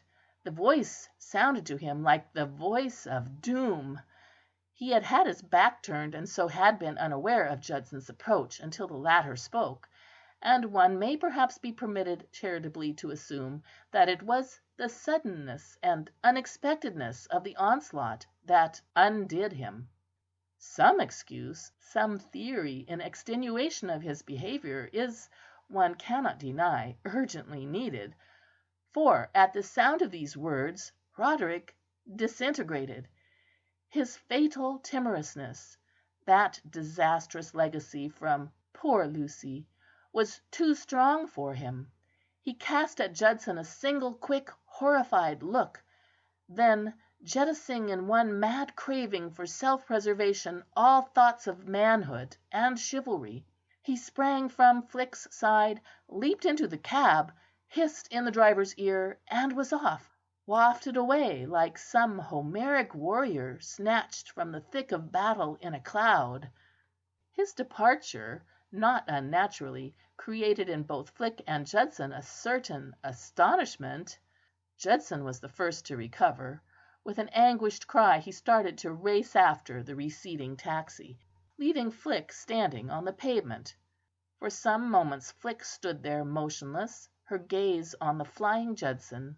A dull flush had stolen into her cheeks, and an ominous, steely light was turning the blue of her eyes to glazed stone. Then she beckoned to another taxi that was ambling up from the east, and got in. Had Flick waited a minute longer before taking her cab, she would have perceived Judson returning baffled from the chase. Even in his Harvard days, when he was young and lissom, athletic feats had never been in Judson's line, and nowadays a 20-yard dash was about the limit of his sprinting capacity. This being in the nature of a special occasion, he had extended himself to a matter of 50 yards before admitting defeat. But at that point his legs and lungs had united in a formal protest, too vigorous to be overruled. But, though checked, Judson was not checkmated. Even as he paused, doubled up and gasping, with his back against the friendly railings of the Embankment Gardens, an idea had come to him. When, or if, he got his breath back again, he would return to Tilbury House, and there acquire certain information. He was now on his way to put this scheme into action. The commissionaire was still out having his breath of air, when he reached the familiar vestibule. In his seat there sat a boy in buttons, not the one with whom Judson had had the little unpleasantness, but another and more likeable-looking lad. To him Judson addressed himself. "Say, listen," said Judson. "Sir?" said the infant courteously. Judson bent nearer and lowered his voice. "I want to know Mr. Pike's private address." The boy shook his head, and into his manner there crept the dawning of a new austerity. "Ain't allowed to give private addresses." Judson had hoped not to be compelled to call up his last line of reserves, but it seemed unavoidable. From the slender store in his trouser pocket he produced a shilling and a sixpence. He held them up in silence. The boy wavered. "It's against the rules," he said wistfully. Judson spake no word, but he clinked the coins meditatively in his hand. The little fellow's agitation visibly increased. "What do you want to know it for?" he quavered. Judson, with masterly strategy, dropped the shilling, allowed it to roll in a wide circle, then picked it up and clinked it once more against the sixpence. The boy was but flesh and blood. He stole to the foot of the stairs and listened intently for a moment, then creeping back, whispered in Judson's ear. The money changed hands, and Judson took his departure. It was nearly 7:30 when Flick returned to Holly House. She had driven in her cab to the Savoy Hotel, and there, in one of the writing rooms, had remained for a considerable period of time, most of which was spent in chewing a pen and staring straight in front of her. Eventually, seizing a sheet of note paper, she had dashed down a few lines, and without stopping to reread them, had sealed the envelope and posted it in the lobby. Then, feeling oddly uplifted, she had walked composedly out and taken an underground train to Wimbledon. She felt defiant, but calm. Her heart sang rebel songs as she walked up the drive, songs as old and dangerously intoxicating as the spring itself. Mrs. Hammond came out of the drawing-room as she was crossing the hall. "How late you are, Felicia! Be quick and dress. Your Uncle George and Roderick are coming to dinner at 8." This was news to Flick. "Are they?" she said. "Surely Roderick told you?" said Mrs. Hammond. "It was settled just after lunch on the telephone. It is the only night your uncle can manage, as he is obliged to go to Paris to-morrow, and expects to be away at least a week. The Bagshots and 1 or 2 other people are coming. Very strange Roderick saying nothing about it to you." "He left me in rather a hurry," said Flick. "I suppose he would have mentioned it if he had not been interrupted." "Poor Roderick! I suppose he is kept very busy," said Mrs. Hammond. "How was the dear boy?" "Very agile." "Agile?" Mrs. Hammond stared. "What do you mean?" Flick stopped at the foot of the stairs. "Aunt Frances," she said, "I've something to tell you. I am not going to marry Roderick. I have written to him, breaking off the engagement." Chapter 5. Night Operations at Holly House. While the stirring events just recorded were in progress in and about the headquarters of the Mammoth Publishing Company at Tilbury House, Bill West had been sitting in markedly gloomy meditation on the little balcony which ran outside the dining room of his flat in the Prince of Wales Road, Battersea. He had come out here because the silent reproach in the lovely eyes of the 12 photographs of Alice Coker in the sitting-room had proved after a while too much for his sensitive conscience to endure. The disappearance of Judson had left him ill at ease and apprehensive, filling him with a guilty sense of having failed in his duty as a guardian, and the photographs, staring at him like so many accusing angels, deepened this feeling. "Why," they seemed to ask, "were you so remiss? You were my brother's keeper. Why did you not bean him with a shoe before he could make his getaway?" The question was unanswerable. The most rudimentary intelligence should have told him that the course he ought to have pursued was to jump on Judson's neck, even if it involved diving down 2 flights of stairs, and thus prevent that earnest young inebriate from galloping out into the heart of London with money in his pocket. Now, goodness knew what would happen, or when, and in what shape the heir of the Cokers would return to the fold. These Prince of Wales Road balconies are pleasant eyries. From their agreeable eminence you can see over the trees into Battersea Park, and revel, if you are in the mood for it, in the delicate green of turf and shooting leaf. You can also see down the road for quite a distance both ways. And so it came about that, just as dusk had begun to fall and the golden lamps shone out in the street below, Bill was aware of a familiar figure tramping along the pavement towards the entrance of Marmont Mansions. At first he was blankly incredulous. It could not be Judson. Judson must now be miles away, out where the West End begins, slaking a 2-weeks-old thirst with cocktails. But the figure came into the light of a lamp, and it was indeed Judson. He entered Marmont Mansions, and Bill, leaving his balcony and hurrying to the front door, could hear him wheezily negotiating the stairs.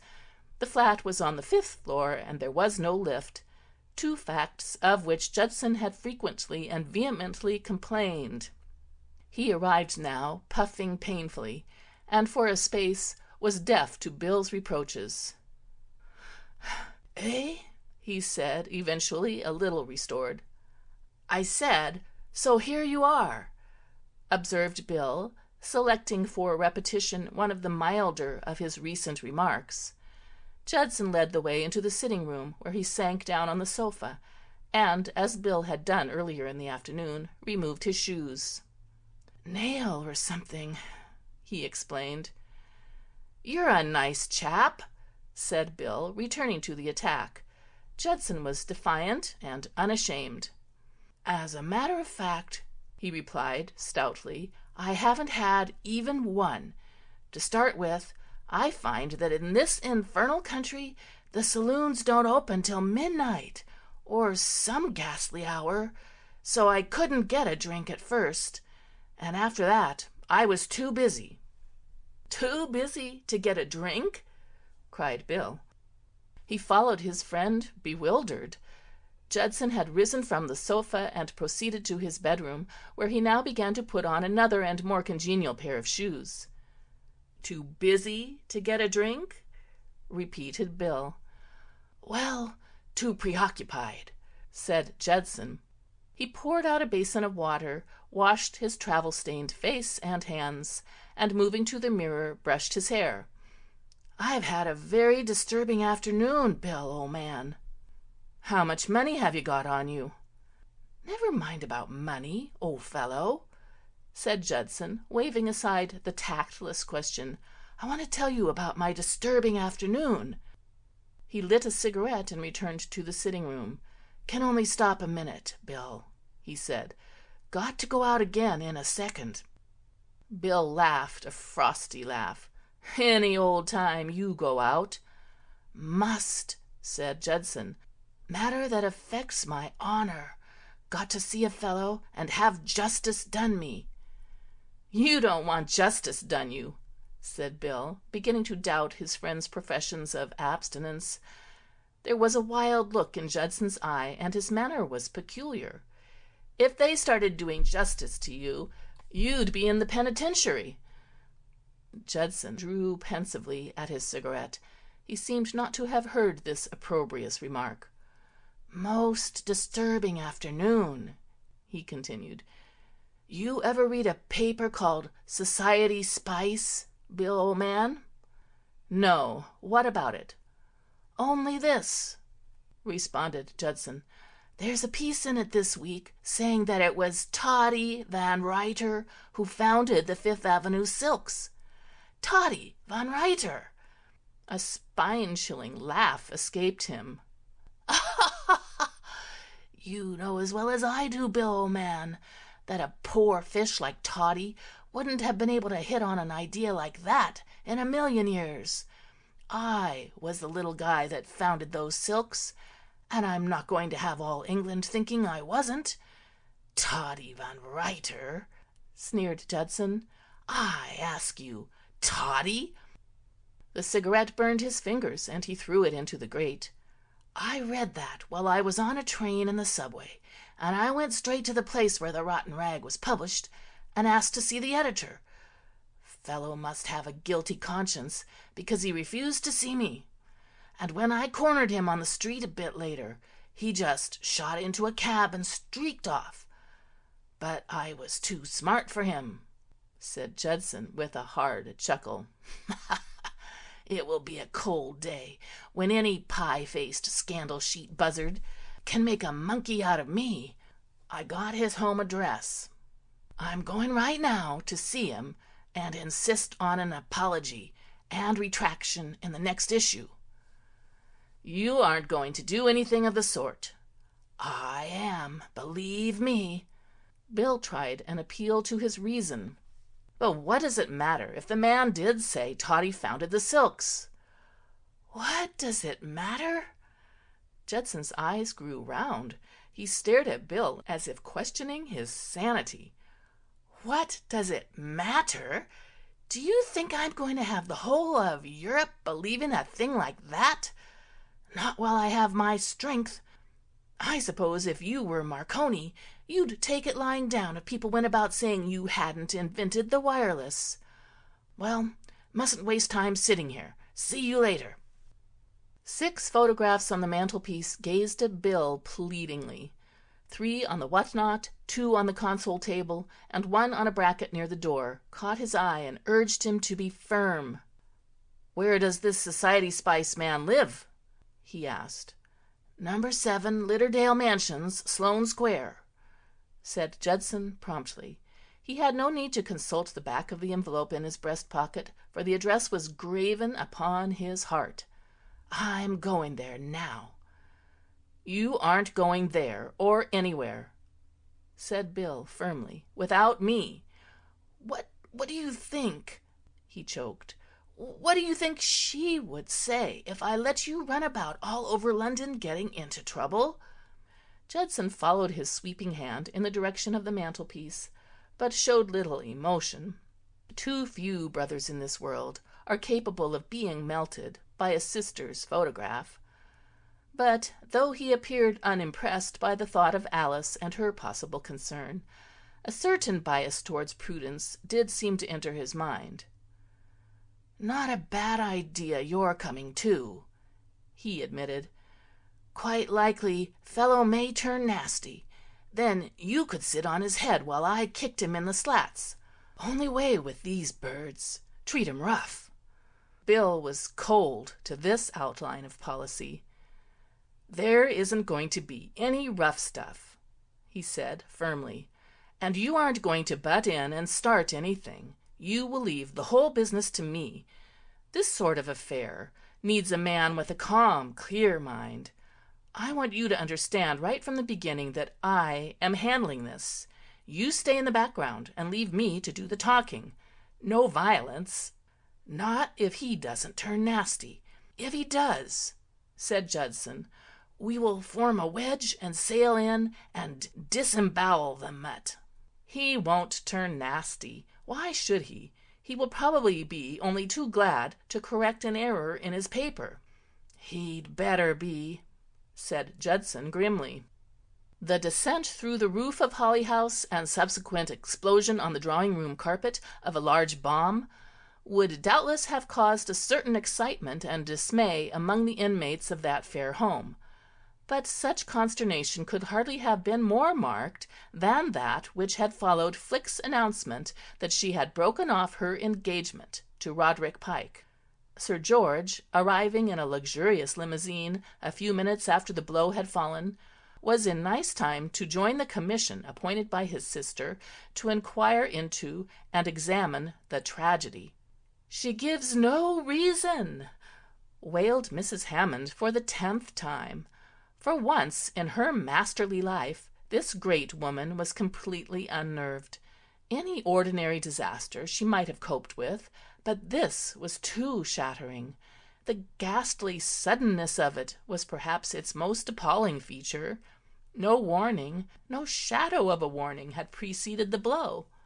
Shortly after 2:00, Flick had left the house, thoroughly and completely engaged to Roderick, and at 7:30 she had come back with a hard gleam in her blue eyes, freed from all sentimental entanglements.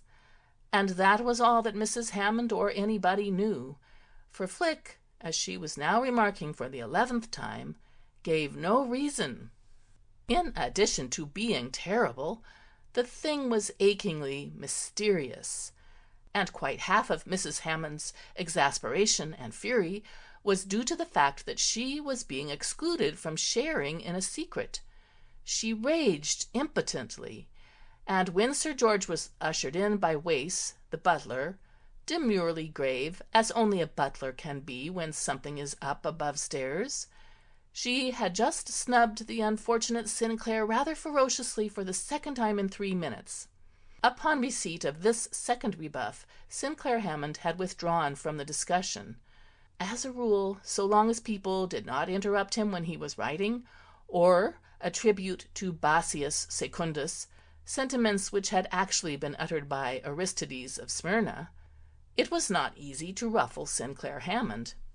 But irritability was in the air tonight, and having twice been requested for goodness sake not to talk such nonsense, he retired wounded into a corner and buried himself in a first edition of Robert Burns' poems, chiefly in the Scottish dialect, printed by John Wilson, Kilmarnock, 1786, uncut in the original blue wrappers. How deeply he had been hurt is shown by the fact that even this did not altogether soothe him. Sir George, taking his place in the debate, was at first as helplessly concerned as anyone. It was he who pointed out the dramatic feature of the affair, to wit, that poor Roderick, who could not possibly have received Flick's letter yet, might be expected to arrive at any moment in complete ignorance of what had happened. How, Sir George demanded, was the news to be broken to him? The question started a train of thought. How also, Mrs. Hammond inquired feverishly, was the scandal to be kept from the half-dozen or so of Wimbledon's elect, who had been invited to dine to-night expressly to meet the about-to-be-happy couple? The Wilkinsons from Heath Prospect were coming. The Byng Jervoises from the Towers were coming. Pondicherry Lodge was contributing Colonel and Mrs. Bagshot. What possible explanation could be made to these leaders of society of Felicia's absence? Felicia's absence? Sir George started. What do you mean, Felicia's absence? She refuses to come down to dinner. Tell them she's got a headache, said Mr. Hammond, glancing up from his Burns. Oh, do be quiet, Sinclair, begged his suffering wife. Mr. Hammond returned to his reading. Sir George, whose face and bearing had taken on that stiff solemnity which always reminded his employees at Tilbury House so strongly of a stuffed frog, puffed vigorously. Refuses to come down to dinner? I never heard of anything so ridiculous. I will speak to her. Send for her at once. It's no good sending for her, moaned Mrs. Hammond. She has locked herself in her bedroom and won't come out. Which is her room? The second door to the left on the first landing. What are you going to do, George? Sir George turned on the threshold. I am going to speak to her, he said. There was an interval of some 3 or 4 minutes. In the drawing-room a tense silence prevailed. Mrs. Hammond sat rigid on her chair. Bob, the Celium, slumbered on the rug. Mr. Hammond put down his Burns, and rising, walked to the French windows and threw them open. He stood looking out into the gentle night. The garden slept under the stars, and a breeze floated across the lawn. Peace, peace, everywhere save in this stricken home. A distant rumble from above proclaimed that Sir George was still speaking to her. Presently the rumble ceased. Footsteps descended the stairs. Sir George entered. His face was red, and he was breathing a little heavily. "The girl's mad," he announced briefly. "There is nothing to be done for the present but make some excuse to these people who are coming here tonight. Better tell them she's got a headache." "An excellent idea," said Mrs. Hammond, with enthusiasm. "We will." "Colonel and Mrs. Bagshot," proclaimed Wace, the butler, in the doorway. His slightly prominent eyes swept the little group before him with respectful commiseration. "Do the best you can," his glance seemed to say. "It's beyond me." A taxicab drew up at the door of Lidderdale Mansions, Sloane Square. Bill West alighted and spoke through the window. "You wait here," said Bill. "I'll go up and see this man." Judson appeared doubtful. "Well, I don't know," he said. "Seems to me this is a business that wants handling. Are you sure you're equal to it? If only you keep out of it, I can settle the whole affair in 2 minutes," said Bill firmly. He felt unusually calm and capable as he entered the building. As a rule, it is a nervous task to call upon a perfect stranger and ask favors of him. But Bill felt no diffidence. He looked forward to an amusing chat. It was only when he had gone up a couple of floors in the lift and was interrogated by the attendant as to where he wished to stop that he remembered that he had omitted to ask Judson the name of the man he had come to interview. A little ruffled by the captious manner of the attendant on being requested to take him down again after a brief indulgence in what the latter evidently looked upon as a joy ride, he went out to the cab. "Well," said Judson eagerly, popping out like a cuckoo out of a clock, "what did he say?" "I haven't seen him yet," Bill explained. "I forgot to ask you what his name is." "Look here," said Judson in an anxious voice, his faith in his ambassador now plainly at 0. "Are you sure you're equal to this? Hadn't I better push up?" "You stay here," said Bill. He had lost that easy calm. "I have a feeling that you'll bungle it." "Don't be a chump. What's his name?" "Pike, but—" "Pike. All right. That's all I wanted to know." He re-entered the lift and was shot up to the 3rd floor, only to receive another check. If Bill had been a superstitious man, he would have realized at this point that the omens were bad and that it would be a wise course to abandon the expedition. A manservant, answering this ring, informed him that Mr. Pike had gone out. "Just gone this moment, sir." "But I've only just come up," argued Bill. "Why didn't I meet him?" "Perhaps Mr. Pike walked downstairs, sir." It seemed a tenable theory. At any rate, the man was gone. Bill, unwilling to trouble the lift attendant again, walked downstairs himself, and reaching the cab, found Judson in a state bordering on the febrile. Judson was dancing on the pavement. "I knew you would bungle it," he cried. "The fellow sneaked out half a second ago. Tried to get into my cab." "Tried to get into your cab?" "Yes. Didn't know there was anybody in it. He peered in, saw me, turned deadly pale, and—" Judson broke off, pointing. "Look, quick! There he is, getting into that taxi over there. Get in! Jump in, you poor fish!" The affair, which had started out in so orderly and well-planned a manner, was now beginning to take on a hectic aspect which flustered Bill. The jerk with which Judson dragged him into the taxi helped further to disorder his faculties, and when his companion, leaning across him and speaking out of the window, uttered those words familiar to every reader of detective stories, "Follow that cab wherever it goes," the enterprise stepped definitely into the ranks of waking nightmares. To call upon a stranger and ask him civilly to insert in his paper a correction of an inadvertent error is one thing. To hound him about London in cabs, quite another. Bill had a well-regulated man's dislike of scenes, and it seemed to him that this pursuit could only end in a scene of the most disagreeable nature. Already Judson had begun to babble harsh comments on the man whose taxi, keenly pursued by their own, was moving rapidly down the street towards Sloane Square. It was Judson's firm belief that the fellow was in the pay of Toddy Van Ryter. If not, why should he jump 10 feet sideways every time they met? Taken by and large, the whole thing looked like a pretty black business to Judson. He seethed with generous indignation, and even went so far as to state his intention, should they ever catch up with him, of busting the fellow one on the snoot. As the moments went by, it almost seemed as though these sentiments must have communicated themselves by some sort of telepathy to the man in the other cab, for his taxi went on and on and on. The theory that he was going out to dine somewhere now seemed thin.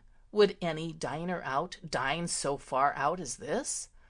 Already they were well into the Fulham Road, and he showed no signs of stopping. They rattled over Putney Bridge, they climbed Putney Hill, and still the taxi in front moved forward. It began to appear absurd, even to Bill, reluctant as he was to abandon the common-sense view, that this Pike could simply be on his way to dinner. It seemed more probable that his intention was to go on till he reached the coast, and then jump off the edge. In attributing these qualms to Roderick, his pursuers had erred. True, Roderick had had what amounted to the start of a lifetime, when that glance into Judson's taxi had informed him that the mysterious stranger was still on his trail. But panic had passed as soon as he had got into a cab of his own and driven off. It had not occurred to him that he was being chased. Arriving at Holly House, he paid his driver and rang the doorbell without even a look behind. It was only as he waited on the step for Wace to answer the bell that the crackling of gravel in his rear caused him to turn his head. The shock he received on observing a second cab tearing down the drive was severe.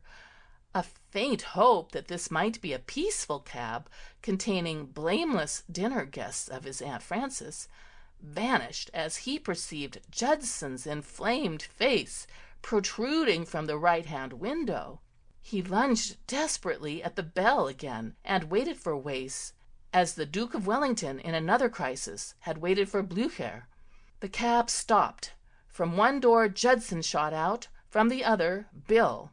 Roderick rang the bell again, staring glassily over his shoulder. Oddly enough, it was the sight of Bill that set the seal on his horror. And yet, had he but known, Bill was here in the purest spirit of pacifism. What had caused Bill to project himself so vigorously out of the cab was the kindly desire to be on the scene of action in time to keep Judson from committing the mayhem of which he had spoken so feelingly at practically every stage of the journey.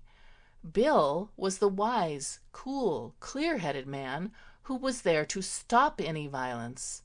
But to Roderick he seemed the most dreadful thing that had come along in the whole course of this dreadful day.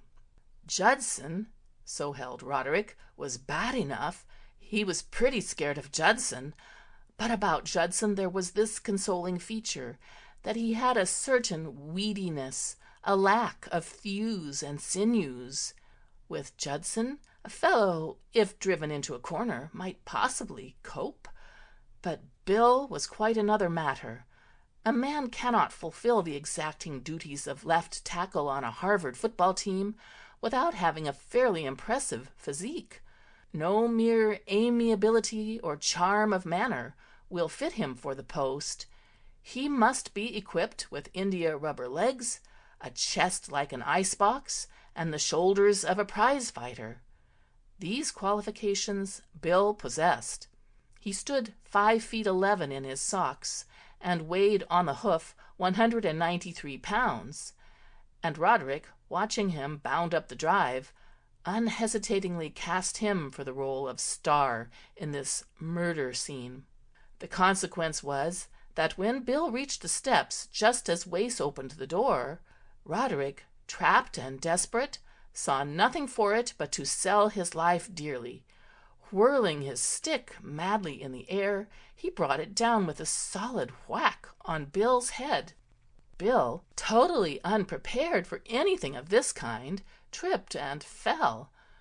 Judson, hurrying up, stumbled over Bill, and Roderick, snatching at the chance thus presented of effecting a masterly retreat, dashed into the house and slammed the door after him.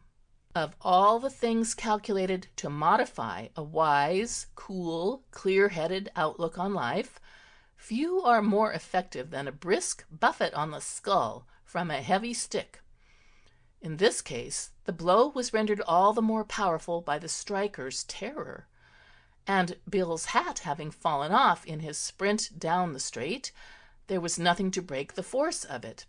He remained for an appreciable space of time sitting dazedly on the gravel, and when eventually he rose, his mood had undergone a complete and remarkable change. No trace remained of his recent desire to keep this business free from violence. Violence was what he wanted more than anything on earth. He looked on the world through a crimson mist. In this new frame of mind, the spectacle of Judson hopping about in a futile manner exasperated him intensely. He was in the mood when men, usually tolerant of their fellow creatures, conceive a sudden dislike for whoever happens to be nearest. He glowered at Judson. "Go and sit in the cab," he commanded with set teeth. "But look here, Bill, man." "Go on. I'm going to attend to this business." "What are you going to do?" Bill's finger was on the bell, and he kept it there without pause. A few short hours before, life had been a thing opening out before him in a prismatic vista of manifold ambitions. He had had all sorts of plans for making a fortune, plans for marrying Alice Coker, plans for scoring off Wilfred Slingsby. Now all these rainbow visions had passed from his mind, and he had but one object in the world, just one, and that was to get into this house, find the fellow who had sloshed him on the bean, and methodically kick the man's spine up through his back hair. He was in the mood which used to send ancient Vikings berserk, which makes modern Malays run amok and prod the citizenry with long knives. Like most big men, Bill West was good-natured. He did not readily take offense, but hit him an absolutely unprovoked wallop on the head with a stick, and you started something. He continued to ring the bell. "I'm going to have a heart-to-heart talk with that fellow," he said grimly. Judson's feelings were now those of a child who, sportling idly with a pocket-knife beside a reservoir, finds suddenly that he has bored a hole in the dam. He had unchained passions which overawed him. Frothily though he had talked of inflicting violence on the erring Roderick, Judson had never really intended business. He knew now that he would not have proceeded beyond words. But in Bill's program, words had only too plainly no part at all. To see Bill, that mild and good-humored young man, standing there with his teeth bare, his eyes glittering, and a thin trickle of blood running down his forehead, appalled Judson. He felt weakly unequal to the situation. With a pale face and limp knees he returned to the cab, and as he did so the door opened. Wace the butler had been annoyed by the strident persistence of the bell. It was with the intention of administering a severe rebuke that he now presented himself.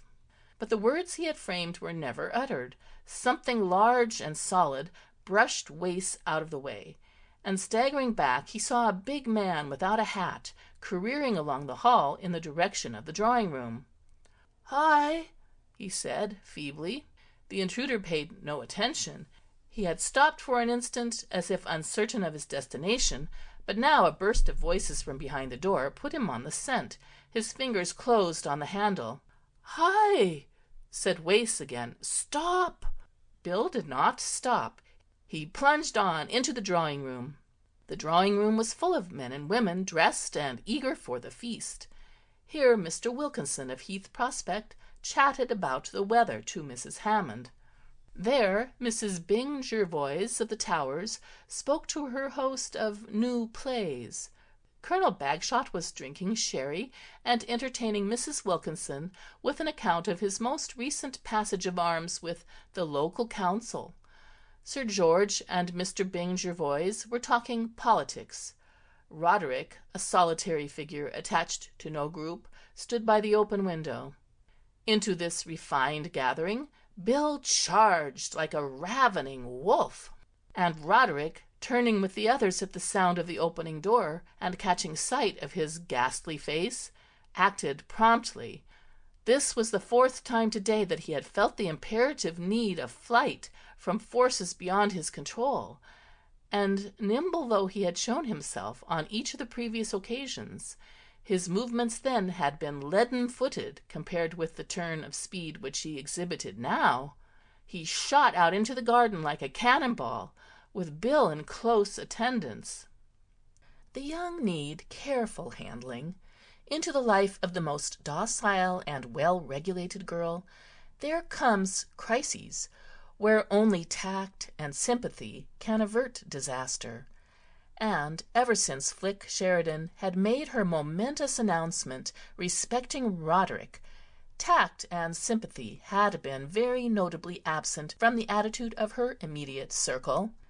It was perhaps unfortunate that Mrs. Hammond, always prone to supersede her husband in the conduct of delicate operations about the home, had declined with some asperity to allow the amiable Sinclair to go up and have a chat with his niece, for this eliminated from the situation the one person to whom Flick, in her mood of bristling defiance, would have listened with any calmness.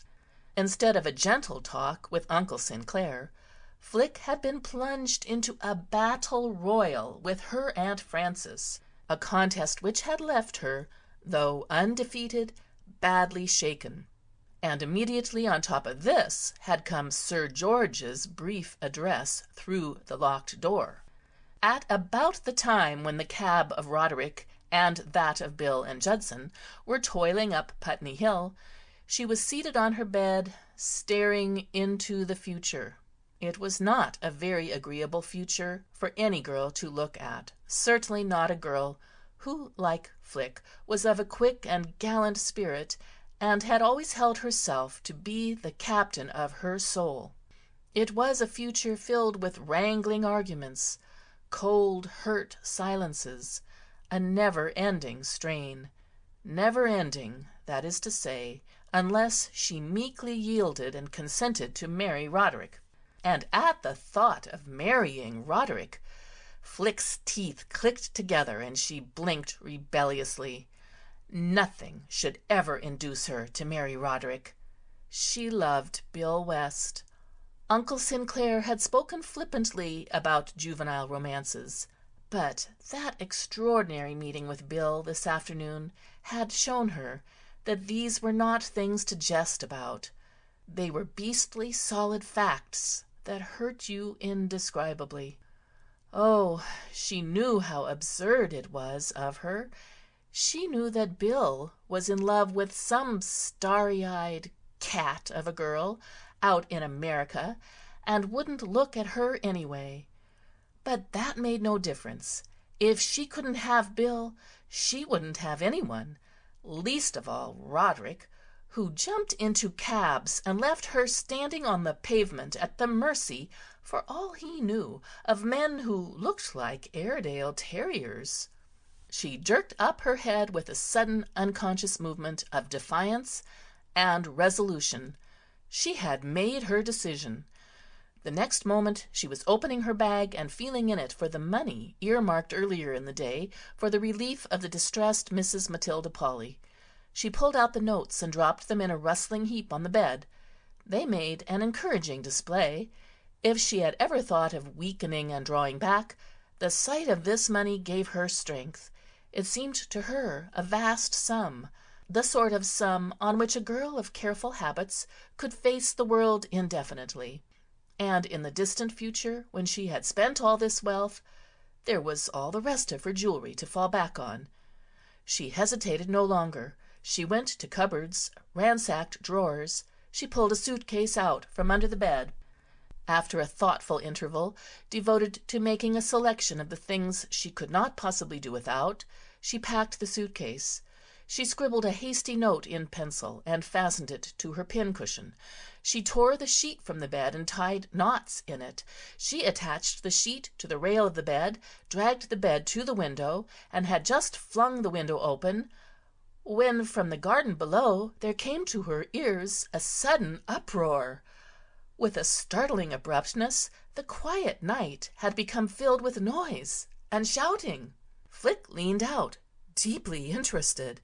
If there is one spot in the world free as a rule from alarms and excursions, it is the aristocratic quarter of Wimbledon, that row of large mansions along the edge of the common, where wealth and respectability dream and let the world go by.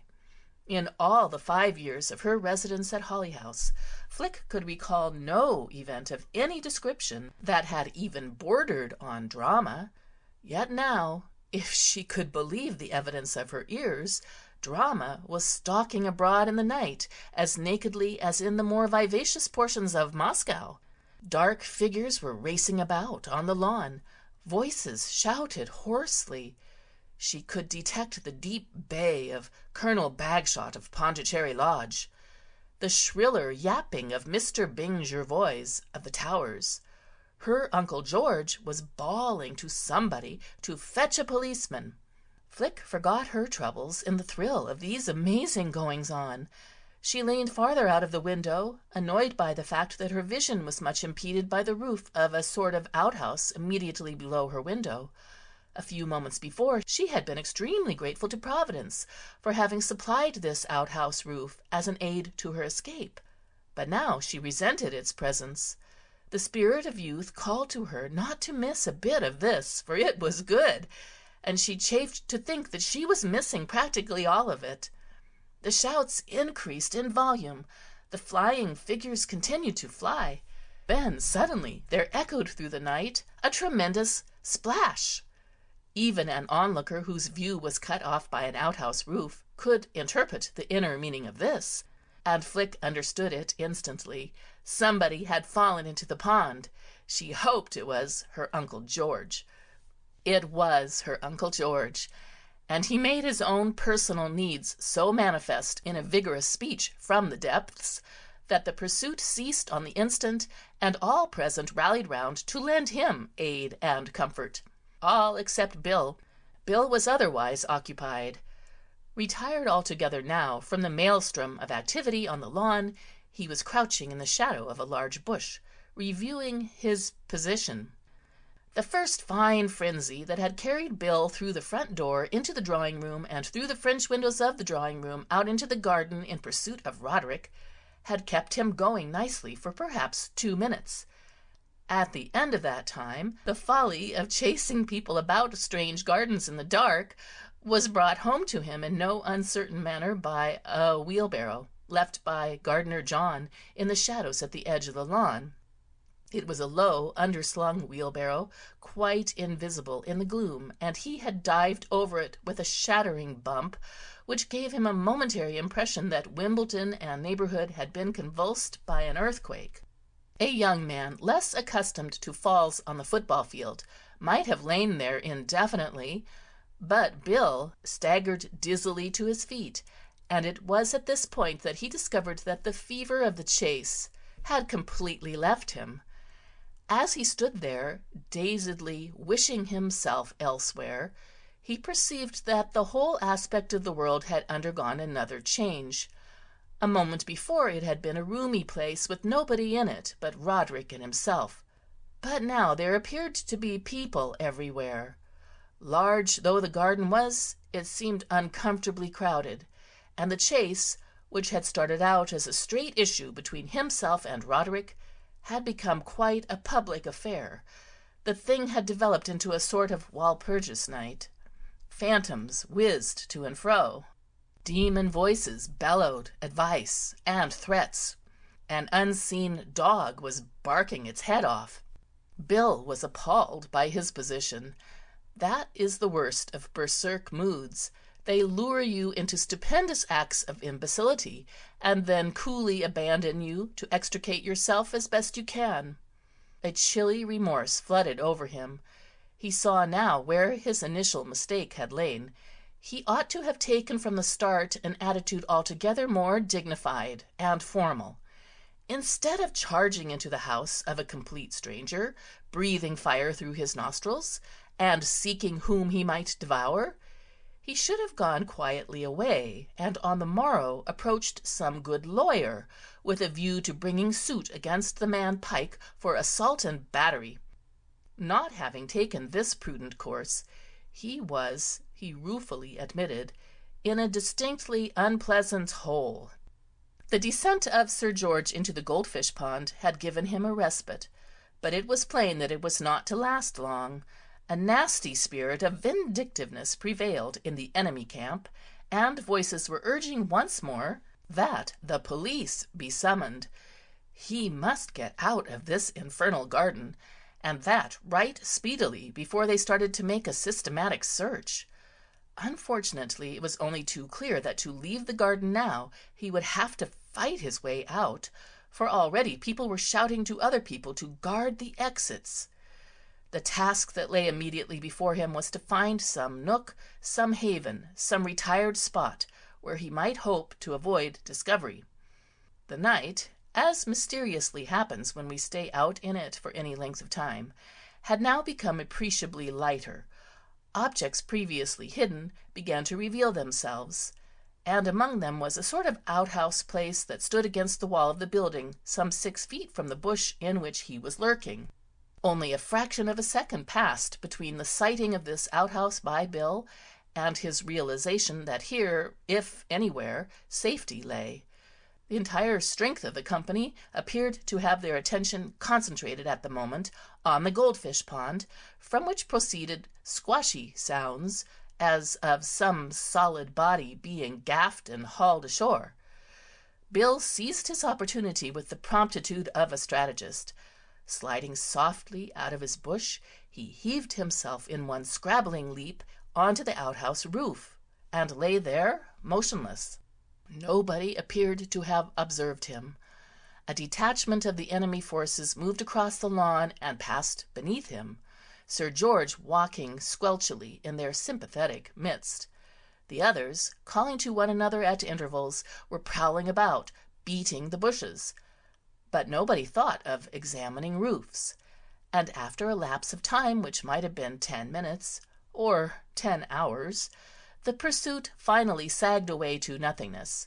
First one, then another of the prowlers gave the thing up and drifted back into the house, until at long last the garden was its silent, sleeping self again. But Bill remained where he was. At times of tense emotion we tend to extremes, and the vanishing of the berserk mood had been followed by one of the utmost wariness. He had the night before him, and he meant to allow himself a generous margin of safety. The longer he waited, the better his chances of slipping away without any uncongenial brawling. He had had all the brawling he wanted for one night. At length, however, when he had begun to feel that he had been lying on the roof since early childhood, he decided that it was safe to make a move. He slithered cautiously into a sitting position and rubbed his cramped limbs. And then, as he was about to rise and lower himself to the ground, every nerve in his body leaped simultaneously and twisted itself at the ends. Something had fallen with a thud, not 2 feet from where he stood. Spinning round defensively, he discovered that it was a suitcase. Why people were throwing suitcases out of windows at such an hour, he could not imagine. His speculations on this problem were interrupted by the sight of something even more remarkable, a dark figure apparently crawling down the side of the house. A man with all the world, or at any rate part of Wimbledon, against him, inclines naturally to see enemies everywhere, and Bill's reactions on becoming aware of this figure descending onto what he had grown to regard as his own private roof were at first purely militant. He retired a few steps and braced himself for combat. It was too dark to get a clear view, but the person who was crawling down the wall appeared to be of a slender physique, and he looked forward to the coming encounter with a bright confidence. For while he was not afraid of the bulkiest foe, it is always pleasanter, if you are going to have a rough and tumble, to have it with somebody a trifle undersized. He could eat this midget, and unless the midget behaved itself, he proposed to do so. The figure alighted, and at the same moment Bill made his spring. It was only when a startled squeak rang out in the darkness that he was embarrassed to discover that he was grappling with a girl, at which point the militant mood vanished abruptly, to be succeeded by one of amazed consternation. The man who lays a hand upon a woman, save in the way of kindness, is justly looked askance at by society. What then can be said for the man who tackles her as if she were trying to get past him on the football field? Bill was bathed in a prickly shame. "I beg your pardon," he cried. Flick did not reply. It had never occurred to her when she began her descent of the knotted sheet that violent giants were going to bound out at her from the night, and the shock had almost caused her to faint. She stood there, panting. "I'm awfully sorry," said Bill contritely. I didn't know. I had an idea. I've dropped my purse," said Flick dizzily. "Allow me," said Bill. A match sputtered. Its light shone on Bill's face as he groped about the roof on all fours. "Mr. West?" cried Flick, amazed. Bill, who had just found the purse, sprang upright. Of all the bizarre events of the night, this was the most astonishing. "I'm Felicia Sheridan," said Flick. Such was Bill's perturbation that for a moment the name conveyed nothing to him. Then he remembered. "Good heavens!" he exclaimed. "What are you doing here?" "I live here." "But what are you doing crawling down walls, I mean?" "I'm running away." "Running away?" "From home." "You're running away from home?" said Bill, mystified. "I don't understand." "Don't speak so loud," whispered Flick. "They may hear." The good sense of this warning appealed to Bill. He lowered his voice. "Why are you running away from home?" he asked. "What are you doing on this roof?" asked Flick. "What's the idea?" inquired Bill. "What has been happening out in the garden?" countered Flick. "I heard all sorts of noise and shouting." Bill felt it would be a beginning in the direction of clearing up the situation if he answered her questions before putting his. Otherwise they might stay here all night, conducting an endless duologue. It was not a brief task, explaining the motives which had brought him to this house. But this done, the rest of his story was simple and straightforward. He related it crisply.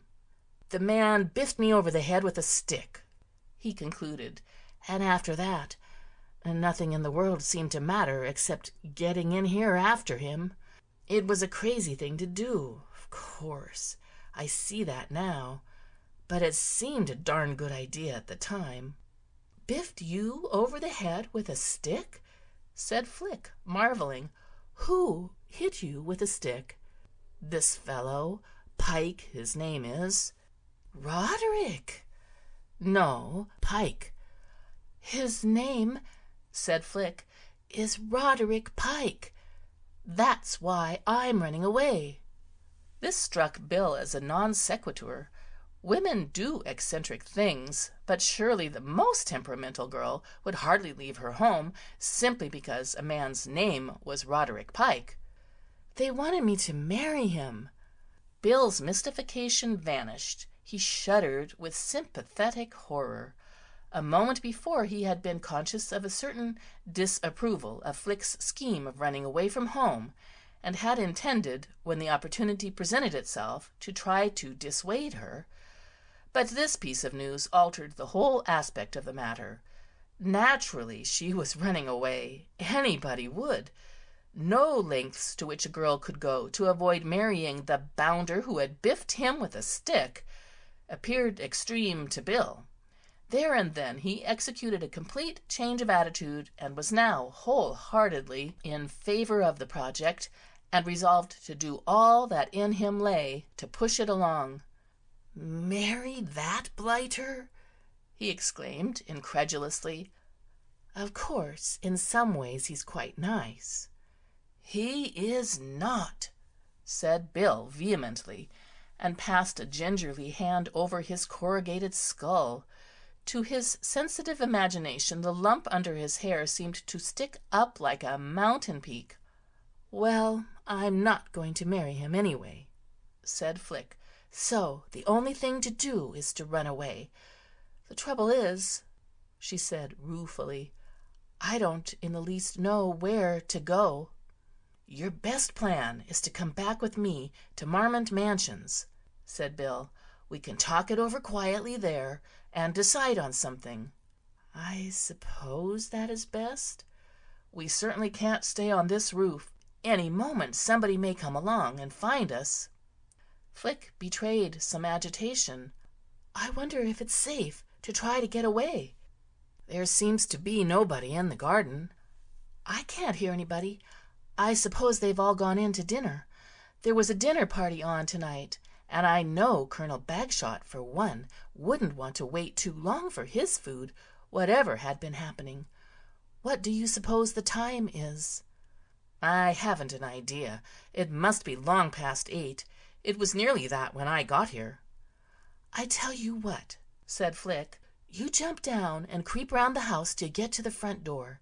If the windows next to it are lighted and you can hear voices, it will mean they're in at dinner." "Good idea. If everything's all right, I'll whistle." Flick stood in the darkness, waiting. The tremulous excitement which had filled her as she started to climb down the sheet had given way to a calmer and more agreeable mood. Bill, it seemed to her, had been sent from heaven to assist her in her hour of need. She had had only the vaguest idea of what she intended to do when she had escaped from Holly House, but now there was someone she could lean on. Bill was so big and comforting, a rock of strength. Slightly overestimating his mental capacity in her enthusiasm, she considered that there was no problem in existence too big for Bill to tackle. A low whistle cut through the little night sounds of the garden. She leaned over the edge of the roof. "All right," said Bill's voice in a cautious whisper. "Drop me down your suitcase." Flick dropped the suitcase. He caught it skillfully.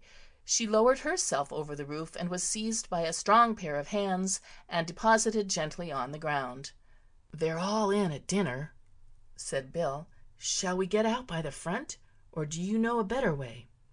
"There's a door in the wall across the lawn. It'll be safer using that."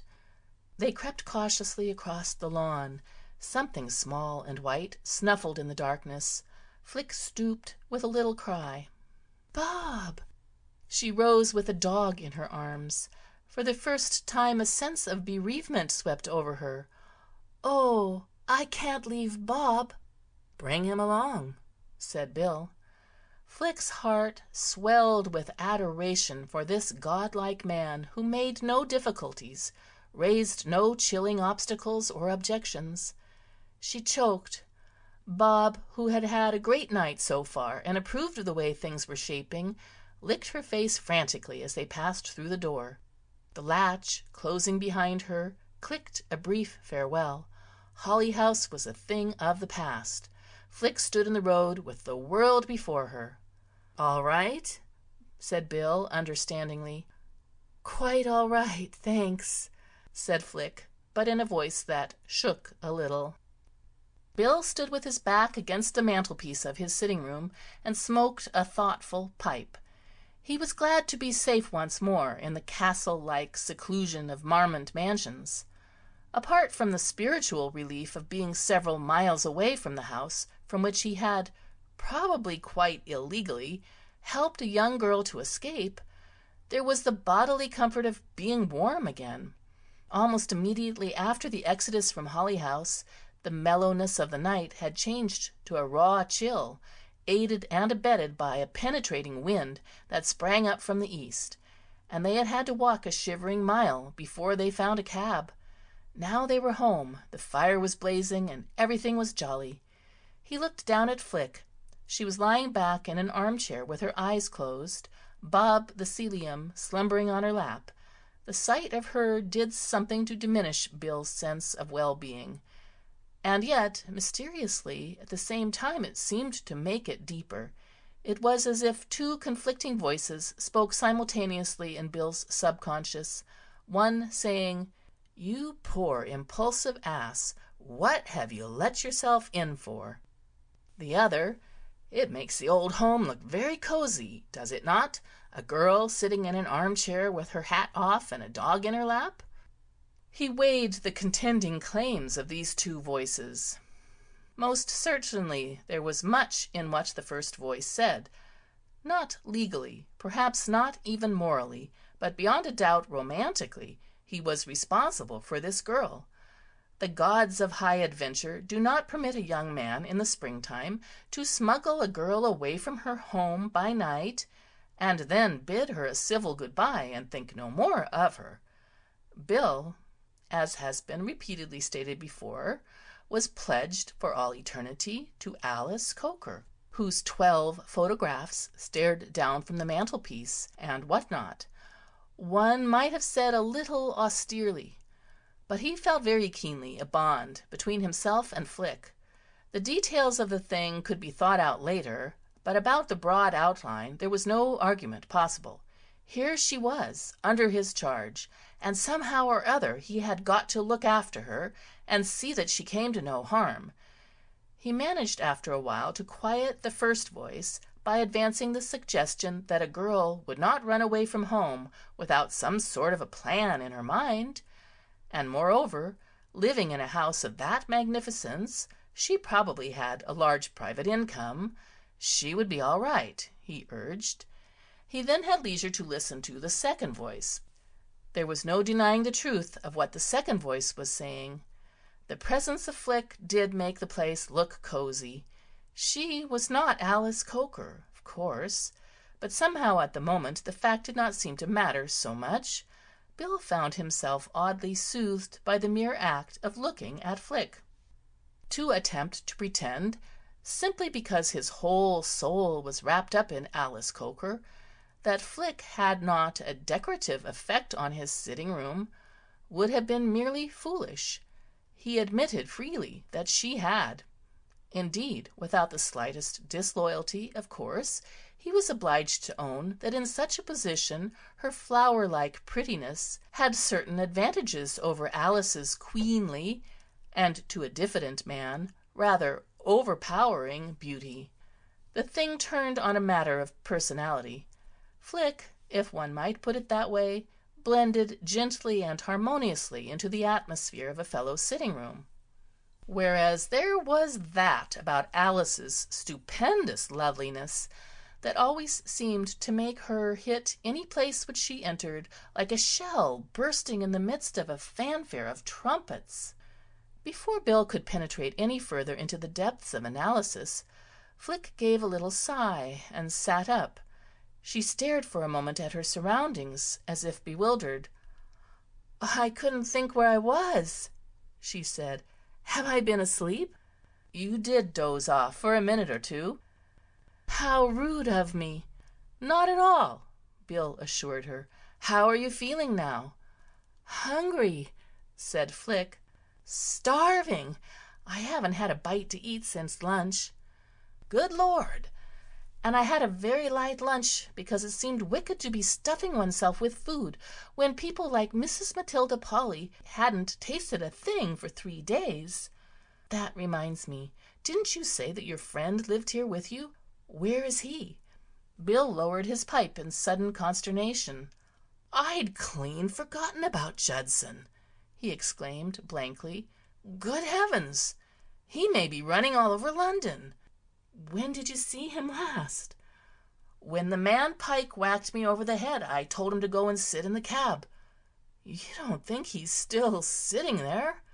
"It'll be awfully expensive if he is. I suppose the clock was ticking up 3 pences all the time." "No, he must have left, of course. Then goodness knows," said Bill dejectedly, "where he is now." Flick was a healthy girl and had a healthy appetite. The question of Judson's whereabouts competed but feebly for her interest with the thought of food. "You haven't such a thing as a biscuit or anything, have you?" she asked wistfully. "Or a leg of mutton, or a tongue, or a round of beef, or a piece of cheese, or anything like that?" "I'm awfully sorry," said Bill, aroused to a realization of his position as host. "I should have got you something long ago. I'll forage in the larder." He left the room hurriedly and returned some minutes later with a laden tray, which he nearly dropped on the threshold in his dismay at the sound of a muffled sob. He did drop a knife and 2 forks, and the clatter caused Flick to start and turn a tear-stained face in his direction. "It's nothing," she assured him. Bill put the tray down on the table. "What's the matter?" he asked, agitated. Like most men, he was conscious of a grisly discomfort in the presence of a crying woman. "Can I do anything?" "It's nothing," said Flick again. She dabbed at her eyes and smiled a faint smile. "Do cut me some of that ham. I'm simply famished." "But look here." Flick attacked her meal composedly. She appeared to have woman's gift of rapid change from mood to mood. "Is that coffee?" she said. "How splendid!" She drank a mouthful. "It warms one, doesn't it?" she said. "Makes one feel braver. I was only crying because I was a little scared. And, well, yes, because I suddenly happened to think of Uncle Sinclair." "Uncle Sinclair? Do you remember him? He was staying with your uncle the time you saved my life. He hadn't married Aunt Francie then, and he and I were together all the time." She choked. "This coffee is hot," she said in a small voice. "I remember him," said Bill. "Good Lord, isn't it funny how things come back to one? I liked him." "I love him," said Flick simply. There was a silence. "Some more ham?" said Bill. "No, thanks." Flick stared into the fire. "It's horrible to think of leaving him," she said. "But what was I to do?" Bill nodded sagely. "I had to run away." Bill coughed. He wished to approach as delicately as possible the question of future plans. "Talking of running away," he said, "I was rather wondering, had you any particular idea in your mind?" "Only to get away." "I see." "You mean," said Flick, "had I decided what to do afterwards?" "It did cross my mind," admitted Bill. Flick pondered.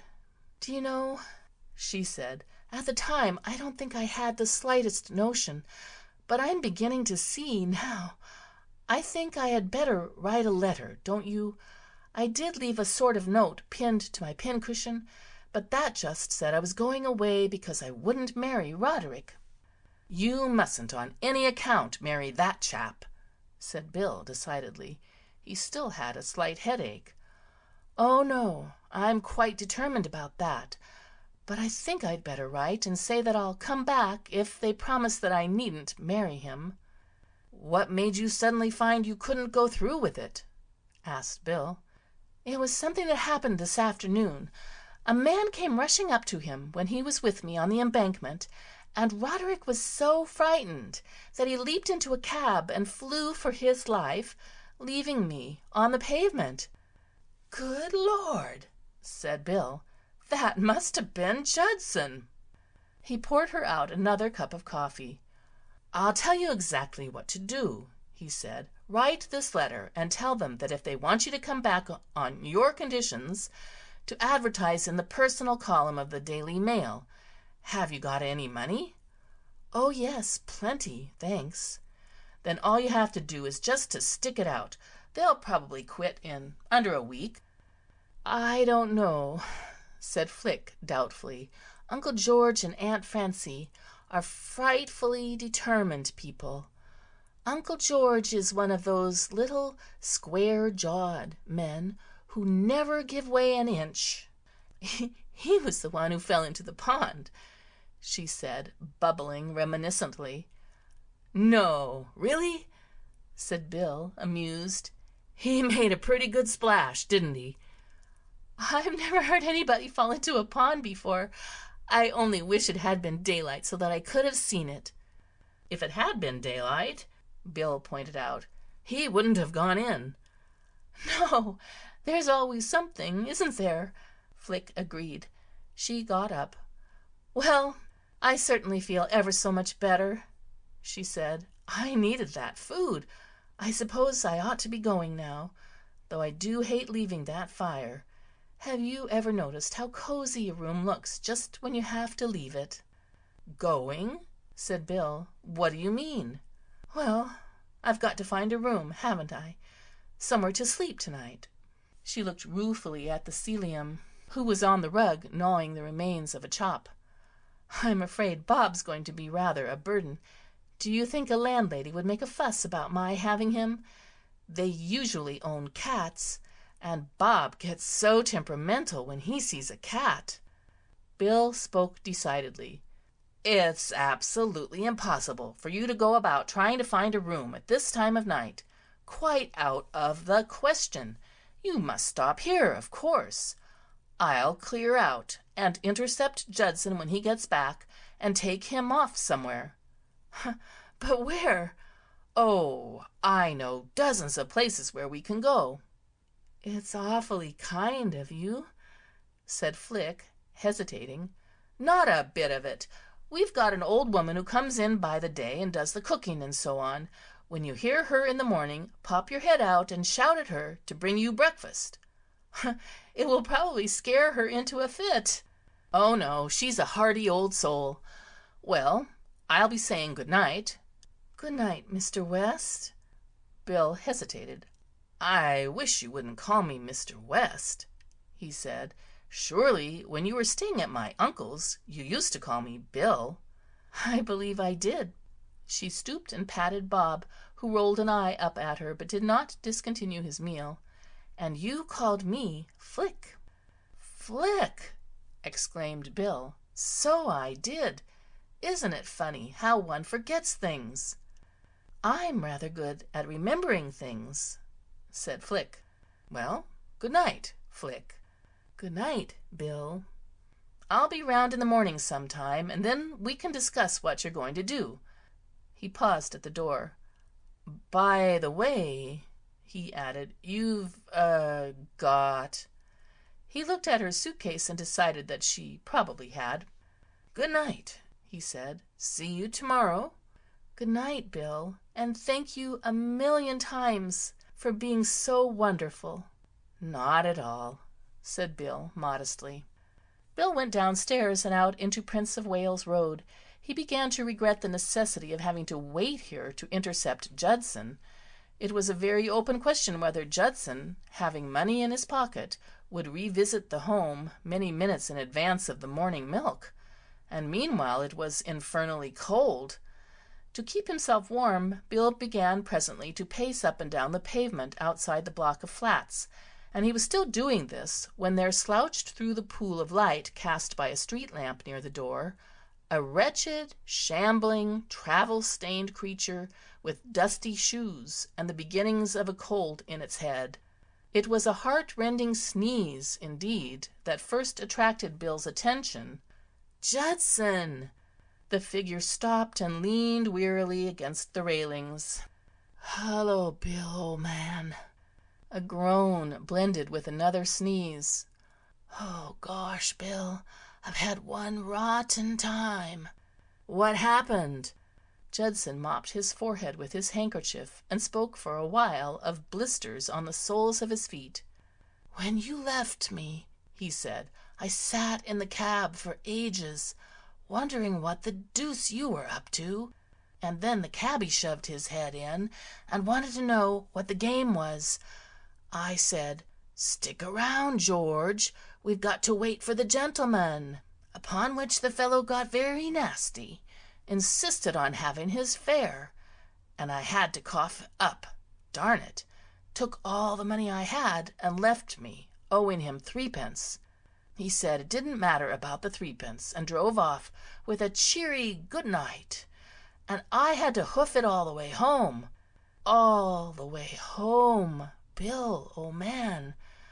Gosh, I don't suppose I've walked that far before in my life. I'm all in. Besides having blisters, well, thank goodness I've got here at last. Now I'm going to tumble into my little bed." "No, you're not," said Bill. "There's a girl in it." Judson gaped. "A girl?" "I'll explain as we go. You and I are going to sleep at the Jermyn Street Turkish Baths tonight." "A girl in my bed?" repeated Judson blankly. "Well, she may be in mine. Anyway, I've given her the flat for the night, and we've got to go elsewhere. I'll tell you all about her on the way." Judson sighed. "I might have expected something like this," he said resignedly. "Everything's on the fritz nowadays. I haven't had a bit of luck since I lost that lucky pig of mine. Never did find that pig. Oh, by the way, Bill." "Now what?" "That cab. It cost me 13 shillings and something. Call it £1, round numbers. I'd be glad to have that." "I suppose you would." "You're surely going to refund it, aren't you?" Bill turned astounded. "Refund it?" he cried incredulously. "Who, me? Why, it was your cab." The night closed in upon them.